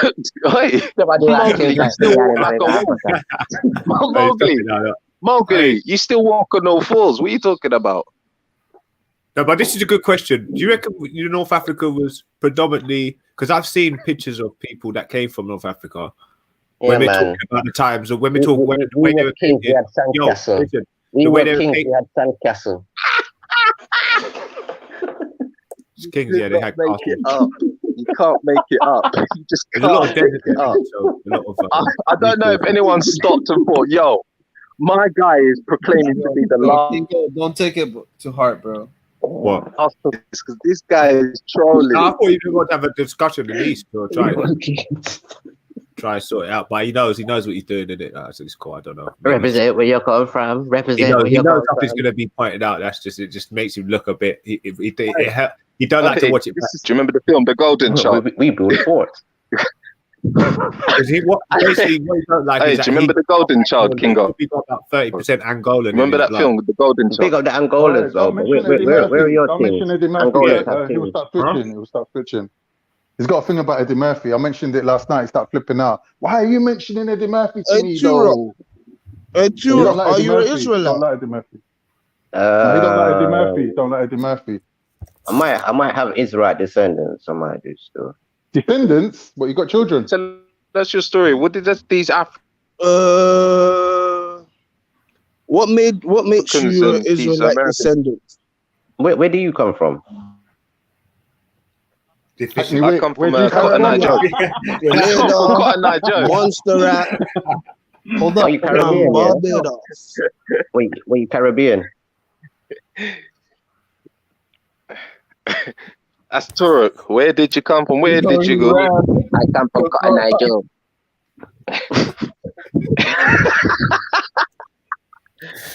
Hey, Turok. You know, from now on, I'm never having a serious conversation with you, man, because you've been tricking me for a long time. Me? Yeah, you've been playing me for a fool. You know, you fool me. You fool me hard. You fool me hard. You know. So where you from? You say you're from everywhere in the Caribbean. I'm your people. Say everywhere in the Caribbean, you idiot. I named 3 places. You should have listened. You said Barbados, Montserrat, or something else. No, I said something before. I said Barbados. Do you know what? Turok's right to a degree. To be honest, I couldn't hear you because people talking over you. Turok ain't right to no degree. No, he is. What's he right about, Kingo Bo? To be honest, I couldn't even hear you. To be honest. 1 second, G. 1 second, G. When you see Egypt, it's like an ancient Jamaica. It's like an ancient America. It's a mixture of people that have come together. But there wasn't the amount of, I'd say, you see foreign blood there. What is it, Amazigh? But I think Amazigh was probably more. No. The Amazigh are indigenous. Indigenous. I'd say they're more black, darker skinned people than what we see. Originally they were. Yeah. No, they wasn't. Maybe slightly darker. See, now this is what Turok's trying to do. Where did you come from? You said you come from the east. You lot came from the east. Why are you trying to judge other people where they come from when they already was there? Where did you lot come from? You lot said you came from the east, west coast. Me? I'm from Kingo. Oh, Kingo. What I'm trying to say, those people, the Amazighs, they've always been in that region. They actually acclimatized to that region. That's their ends. That's their manner. Their whole life and culture bases around that ecosystem. You dig? Are you denying that they used to be black though? And they're only white because they took too many white women as concubines. How do you know they were black? How do you know they were black? Are you saying that they weren't though? Is that what you're saying? How do you know they were black? It's my hypothesis. You have to disprove me. Oh, sorry. It didn't come in the post. Sorry. I'm just saying. Sorry. No, but he's right. Are you refuting me now? Are you refuting me though? Sorry, I didn't look at it. No, hold on. I'm going to look at the post. Hold on. Sorry. Have I got Khan's hypothesis here? He's a funny guy. You're a funny guy. I know why you don't like Eddie Murphy, because you're stealing all his material. You're a funny guy, man. Is that like the competition? Big up Eddie Murphy, man. Turok, are you refuting my claim? I'm claiming that Amazigh that are indigenous to North Africa were originally black. And the only reason they're white is because all the invaders and all that what come in there, they mix with them. So then they become less than... Is Zubaydah and you and Waleed black? No. But Zubaydah's an Arab. I would say yeah. Zubaydah's an Arab. I would say yeah.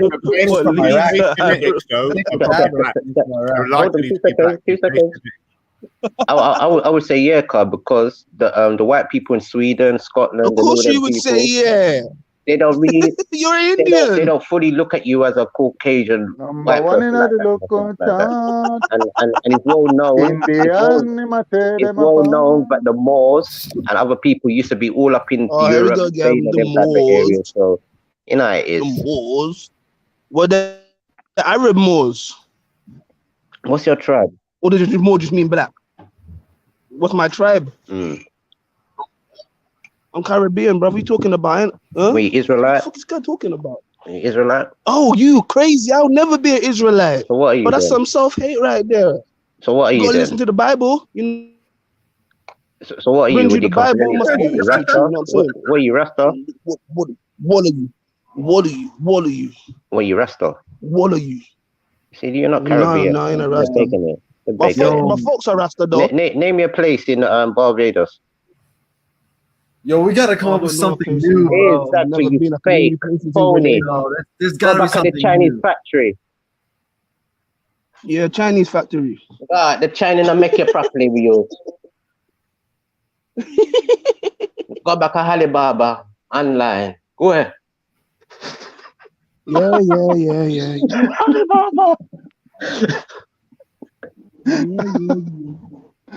Turok, you're a funny guy, man. Yeah, Turok, he's funny, bro. Yo, Turok. let me ask you guys something. Turok, what's your tribe? Kalinago. Does that go on the mum side or the dad side? What are you thinking? Wait. What's your tribe? Kalinago. Huh? Kalinago. Kalina? Oh, I swear you say he was a Garifuna before. What's the difference? You can spell with a K, you can spell with a G. Oh, Turok, I told you, yeah. Turok, I told you, stop drinking them umbongos outside your dad in your dad's shop, yeah. How many umbongos you drank today? 1, 2. No, I'm not gonna say it. So what is the difference? Since you know.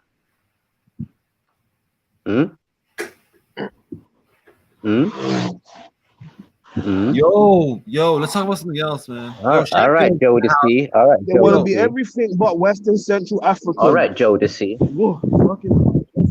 Everything but You're Western Central. in your feelings. Want to be connected to that Bible. Want to be from the Middle East. Want to be everything but Western Central Africa. Want to be native to the Americas. Joe to see got feelings. You're in your feelings. Yo, why don't you like that, Turok? Self-hate Israel. Hold on. Why you don't like that, Turok? Don't want to be African. Who are you? What tribe do you come from? No. Maybe Many, idiot. Which one? Name one. Many. Tell me one African word. Well, if you know what happened in the Caribbean, you know you're an amalgamation of many tribes. Tell me one African word. Tell me one African word.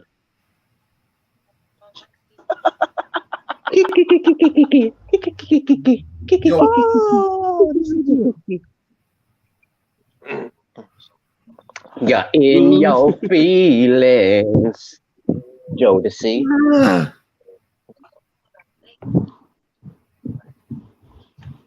Where's your African word?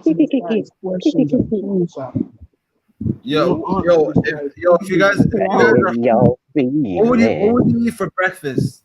Yo, what's your favorite thing for breakfast? What did they have it for in Middle East for breakfast? Do you know Turk? What's his name? Khan. Khan's Turkish. Yeah, in Turkish we mostly have eggs and sausage. What Hindi? What Hindi? Yeah, we like the scrambled egg with a bit of sausage on it. No, with a little bit of cream cheese. You get me? That's how Arabians eat. Kaimak. We get that too with honey. Yeah. Turok, Shakara, are you there? Turok just sits there with his legs crossed eating bamboo all day, isn't it, Turok? Oh wow. Chichi. You dirty bamboo chewer. What do you do? They eat falafels. Sitting there eating bamboo. He believes in falafels. Was that your time in the jungle? Was that your time in the jungle with Baloo? No, he likes falafels. Hey, Where you Natty, from? you said you got a Tunisian Turkish wife, thing. yeah? Is that Believes photograph in before you met her? falafels. Because you ain't saying something like that with no Turkish wife. You Tunisian thing. She's cooking you up bare food, innit? Turkish women are feeders, boy. She will feed your blood clot every day. It's good, mate. She ain't happy till you're fat, innit? Yeah, that's why Turok's vexed, because all the Turok's has That's got the is whole just free picture. full of bamboo, you dirty bamboo chewer. You Tunisian thing. And he likes falafel. I wanna be like you. I wanna walk like you, talk like you. Like He you. believes in falafel. You see, it's true. The last of the Carrefour. You Tunisian You can thing. never be black just He likes like me. falafel. You can sing like a Jamaican. You could try talk like an African. But we all know where you are from. You're just a plain simple Indian man. So Natty likes falafel. it's true. Hey. Listen to Mowgli now, Come, Mowgli. Came along. You Tunisian thing. Hey, Mowgli. You still walk on 4. Can you stand up? Turok, can you stand up? Where did you come from, baby? Hey, Turok, I heard you talk to the animals. Right next to me, feed falafel to me. Hey, Turok, I heard you got bullied at school because you were talking to the animals. Hey, Turok, I heard when you went on the school field trip that you started hugging the cows. He believes in falafel. Hey, Turok, you don't eat McDonald's, do you?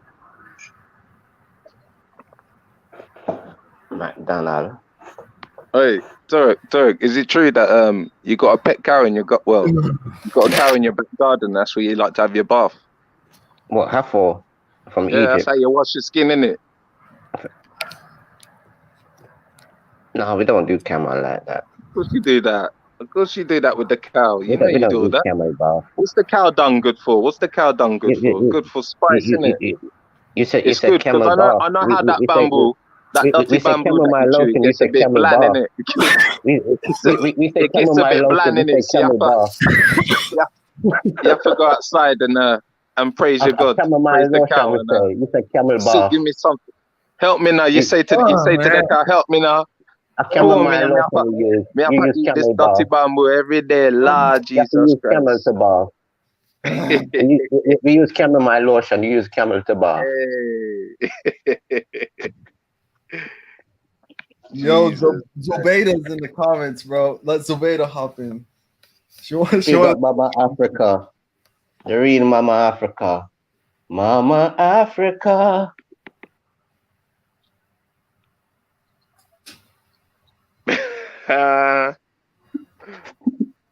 Yes, Natty's coming home.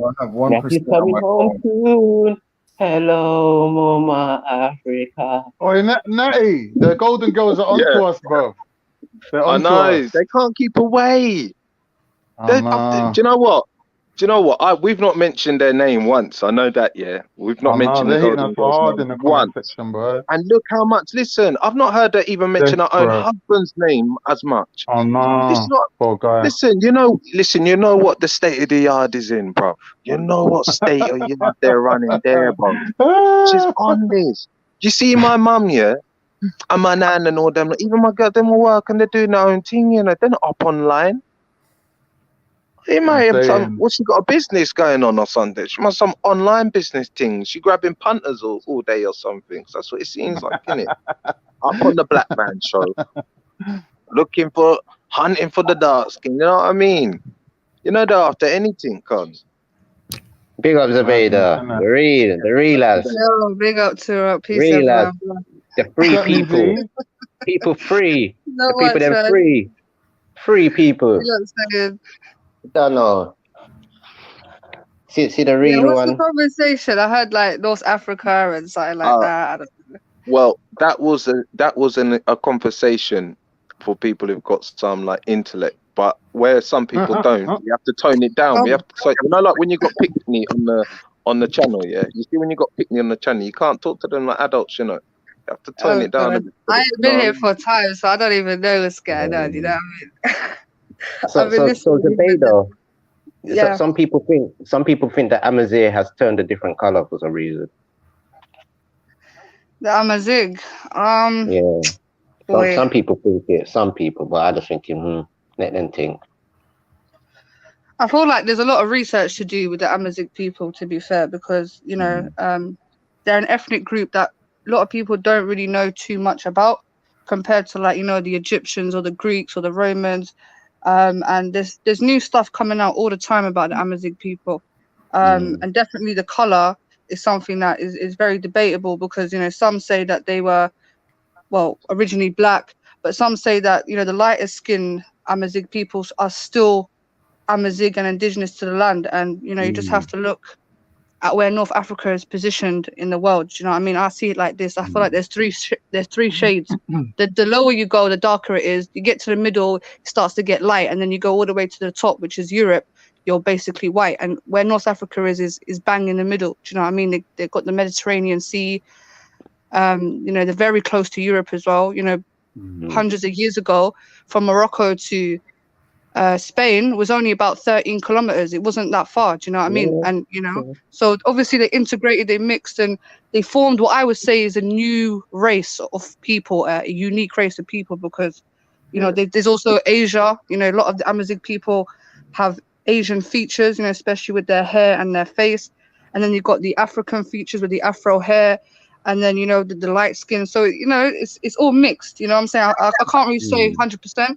But there still needs to be more research done. That's what I would say.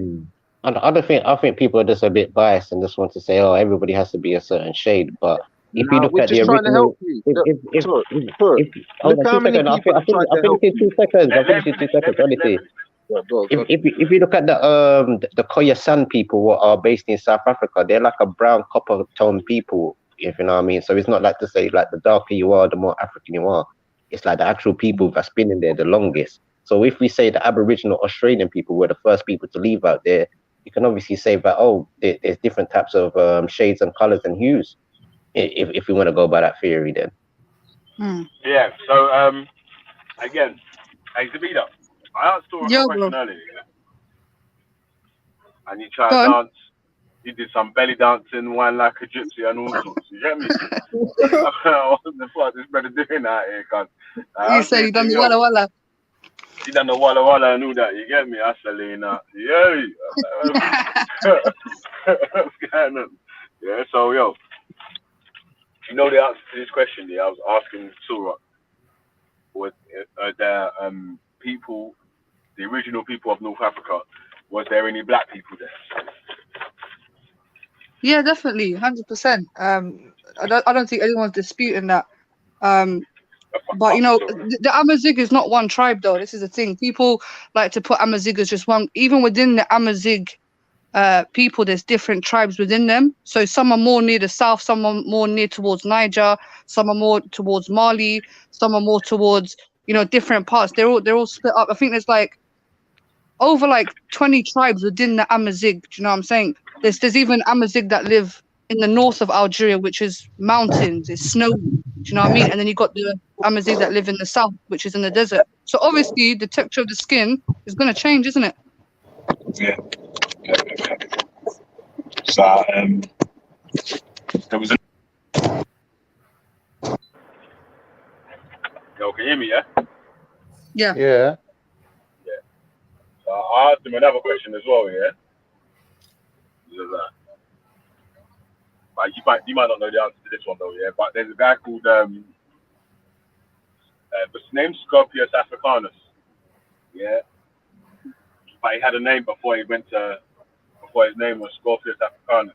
Do you know that? If you know his name? Who, Africanus? Yeah. What, the one that gave the name Africa to Tunisia? Yeah, the guy Scorpius Africanus. No, I'm You not. know I'm what not his name really. is? No, no, no. You know, because obviously he got his name after he conquered Carthage, innit? So Right. Well, that's the thing. Africa wasn't before. Africa wasn't given to the whole continent. The name Africa was actually only given to, like you said, Carthage, Tunisia. So, what does Africa mean in your language? Well, I don't think Africa is in the Arabic language, to be honest. I don't think. Booyah. Yeah. Yeah, It's a new she's thing, right. isn't it? Africa Yo, has she been is around. right. Yeah. Yo, I speak Arabic, bro, and she's right. Nothing but net. what? Who disputed you on that point? You donut. Nothing You're but dumb. Hey, man's out here playing football while this brother's playing basketball and shit. Bro, you're on the wrong pitch, cuz. Go over here, B. I don't know, bro. I'm just telling you from experience, bro. Yeah, but no one disputed that the Yes, name they are. Africa is in the original name for Africa. No one ever We're disputed Africans. We're Africans. Well, Alright, so I don't know, bro. who gave that? What was that? that? What was that? Wait. Hold on. Hold your horses. So Garifuna, yeah. Hang about. Hold your horses. Hang about. Yo, I'm sorry, bro, but I'll have a butchers at this, mate. Yeah, have a butchers at fucking this one, mate. Yeah. Oh God. Who named the Garifuna Garifuna? Last week, called ourselves that. Huh? Gary meaning cassava. Funa meaning clan. Yeah, but who named it that? Who gave it that name? Who we name them? Turok, who named French fries French fries? Was it the French? There was some teeth in, boy. Who named Brazil nuts Brazil nuts? Was it the Brazilian? The potato come from we before they can fry anything potato and fries it. Right, why do they call turkey turkey when it don't come from Turkey? Well, the Turkish people call it Hindi and the Indian people call it Peru fowl. Yeah, you got one question, right? You dig. Man got one question right. I'm feeling like a boss. 1 out of 100. The cassava bars. Yeah, so what do you think it was Dutch people calling themselves Afrikaans in the 1700s in Africa? Who would have gave them that idea? What, when they're colonizing a part of Africa? Why would they call themselves Afrikaans? Yeah, they're begging it. They're begging. I wonder what indigenous people called it. Beggery. Let me think. Yeah, why would someone like Dutch people who have colonized a part of Africa call themselves Afrikaans? I fucking wonder why. I wonder why they didn't call themselves Nubian. I wonder why they didn't call themselves Nubian. I wonder why. I wonder why their language is Afrikaans. I wonder why, not Nubian. But it's the same with a lot of these African countries. A lot of the names that they were given weren't the original names, like Egypt, Algeria, Morocco. Like, we didn't have things like border. A lot of the countries were named by Zivida, what was Algeria called before? Do you know? Because we call it Jazair. Jazair, yeah, Jazair. You know, to be honest, Algeria wasn't an independent country. Prior to all the invasions, Algeria, Morocco, Tunisia, and Libya were all one, and they were called the Maghreb. And the Maghreb basically means the west of the Middle East, because it is technically the west of the Middle East. So that's what it was called, the Maghreb. Ethiopia and Somalia, them sides there was obviously called Kush, because they were Kushites, those people. Nah, it was called Habeshistan, Habeshi. That's what it's called. Well, Ethiopia, but there was a certain part. Ethiopia, Somali, some of the Somali, the Ethiopian, Eritreans, all that area, they were called Habeshistan. Habeshi. They're known as one people. So do you have the N word in Arabic by any chance? No. That word doesn't exist in. We don't have those sort of racial connotations in the Arabic language. The word abid, it means a slave, but unfortunately, if the word abid, which is used in a racist manner, but the actual word means slave, right? But racist Arabs would use that specifically to black people, but it doesn't have a racial connotation to it, the original word. Yeah. So what would the Arabs so what would the people call the west coast of Africa? Nigeria. Really, no, you don't speak Arabic. Why would you be using the N word? Yeah, well, no, obviously, now we call it Nigeria, them sides, but no, to be honest, back in the I'll day. be honest with you, I don't know. With Turkish, we call Bantu Africans, we call them Zanj, yeah. And the rest of you lot, if you're not Zanj, they just call you Arab. So you would be an Arab, Turok, to us anyway. I know it's wrong, but that's just what they call it, Arab. No, like if Veli went on holiday to Turkey, they'll think he's an Arab as well. Yeah, that's how it would be. Mashallah. But do you know why? Do you know why? Sorry, do you know why that everyone else is called Arab? Because they don't distinguish on color. They just comes from the Greek. It comes from wait. Where was the Zanj people from? Zambia. From the Bantus, isn't it? Zanj. Zambia. So how would Veli get called Arab? Because he ain't a Zanj. Arab comes from the Greek word Arab, meaning black. That's where that word it doesn't mean Arab black. comes from the word, it's a Hebrew word, actually. If you look it up. Etymological I swear Arab meant a wanderer. From the word Arab. It doesn't. But that's what it is. That's where you get Afra. One minute. Where does the word rap? Where does the word rap come from? Where does the word rap come from? Come on, man. Allow it, man. Rap. R-A-P. Rap. Oh, come on, man. I don't know. What is rapping? Afra is actually a word in Arabic as well. What is rapping? Rapping is talking, Allow isn't it, Khan, man. it? 1 minute, man.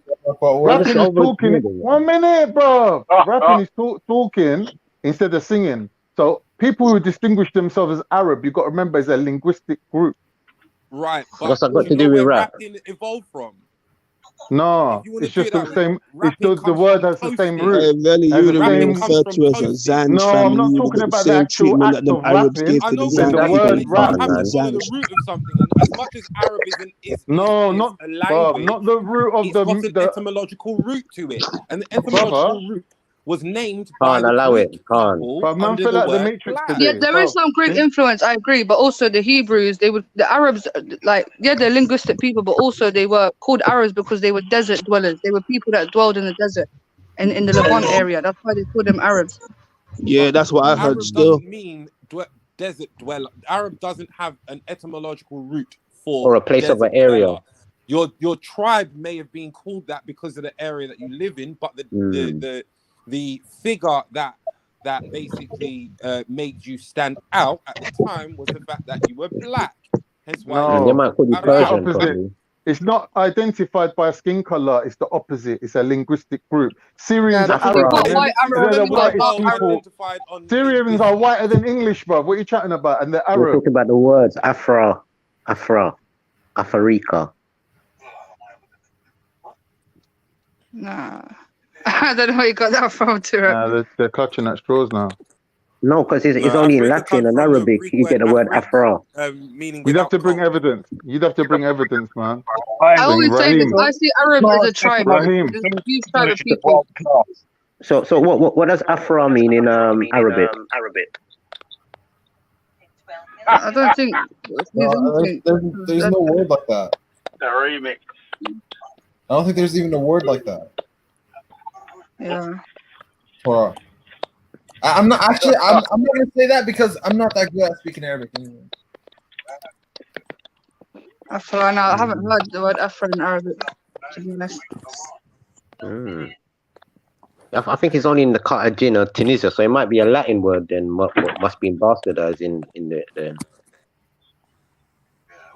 Yeah, a lot of Roman influence in North Africa has sort of been extinct. It's no one really has continued that Roman legacy really in North Africa. What still exists is obviously the Arabic culture and influence, and the Amazigh influence. But other than that, and a bit of Turkish, I would say, because the Ottomans occupied North Africa. So, like in weddings and stuff, a lot of the Algerian wedding dresses are very Turkish influenced. Oh, I think Afra or Africa might come from where they say afraid as well. Boy, I don't know. Yeah, it says Afrique. It's Latin Africanos.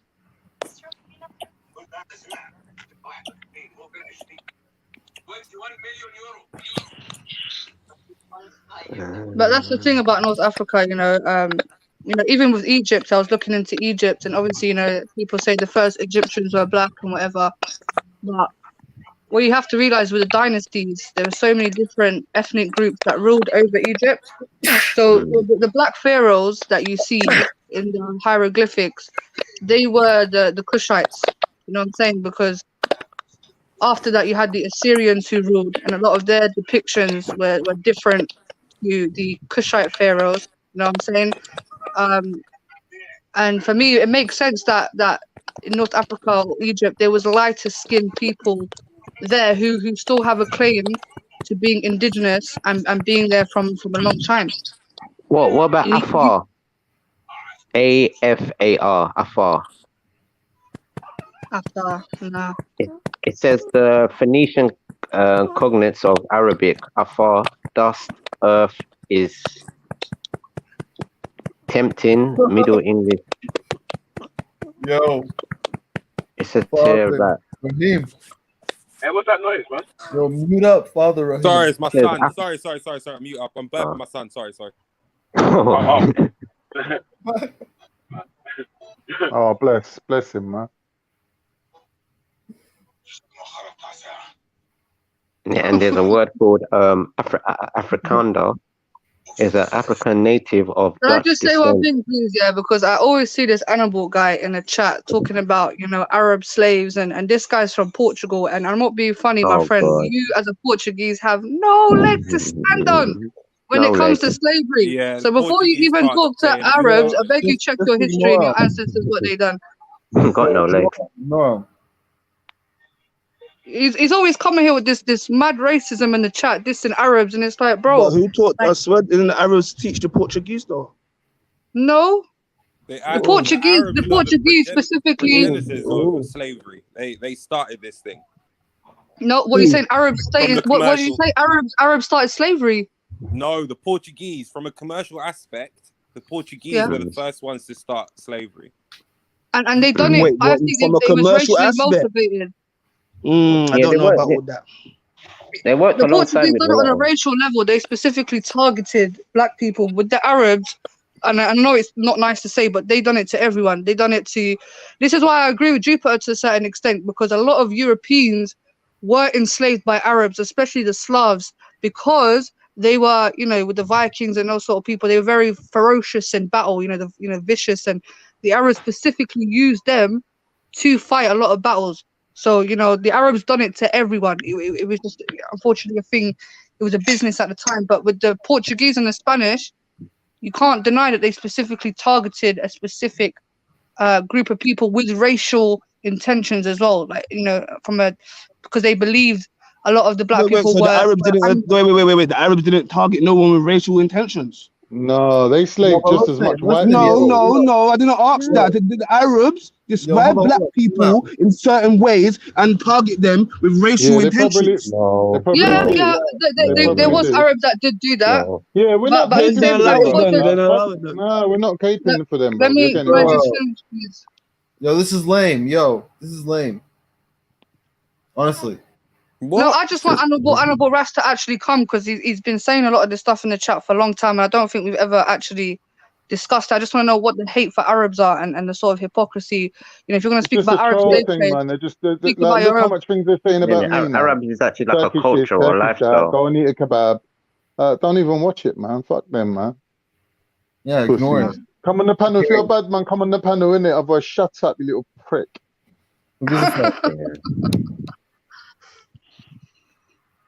Yeah, man. Yo, what's up with Shaka, bro? He's been on. I know the Arabs were the first to start enslaving black people in a commercial way that shipped them out to India, China, shipped them all around the world. The Arabs a lot were of there. Arabs are black, by the way. One minute. A lot of Arabs are black. Arabs were sending Africans to Spain, enslave armies, and all these other things. Not try it. Whether they were the first or not, that was a fuckery, innit? We don't stand by that. That's what we're saying. We're not caping for that. That's wrong what they done, innit? That's fucked up. Yeah? Let's be sincere. They weren't the first to do it. The Portuguese were. Everyone else came afterwards from a commercial aspect. Commercial being that it was finance involved. Slavery's been for millennia. And the Sephardic Jews financed the Arab fucking slave trade, the Islamic slave trade, where they took these people's culture and turned them into Muslims. That's not true. There we go. That's not true. In Africa for millennia. That's not true. Well. So that's not true. Islam has been in Africa for as long as any other Eastern religion. And how did Islam get to Africa? And how did Islam get to Africa? They chose it. How did Islam get to Africa? Oh, yeah, they chose it. They chose it. What do you mean? Ask the Somalis. Ask the Somalis who converted them. They chose it, man. Everyone's Somalian. Everyone's Somalian. They chose it, man. And the Somalians weren't selling off the Oromo. The Somalians weren't selling off the Oromo. The Somalians weren't selling Bantus. And Somalians weren't selling Bantus that weren't converting to Islam and they weren't selling other Somalis that weren't converting to Islam. No, the Somalians weren't doing that. No. Why are you shouting though? Have a conversation. Big up the Bantus. Big up the Somali Bantus. Take the emotions. Big up the Somali Bantus. Let's just talk about it without getting all hyped. Seriously, yo, chill, everyone, chill were out. Somalians selling Bantus and other Somalians that weren't Muslims? When Shaka came on, Somalians had one of the worst civil wars on this planet because you guys can't agree with each other. I didn't ask you that. I said, was Somalians selling Bantus and other Somalians that wasn't Muslim? I'm not sure. I'm not Somali. I don't know. Yeah, but that was going on across Africa. Yeah. Let's run to the Portuguese. Let's run to the white people. Let's always run to the white people. You know what I'm saying? We're gonna cover up what we did. Let's run to the white people first. The right people were first. Ain't about that. No, the brother's right. It wasn't racially motivated. As in, they were just like the whole of Abrahamic religions have been detrimental to Africa. But that's why do you think that?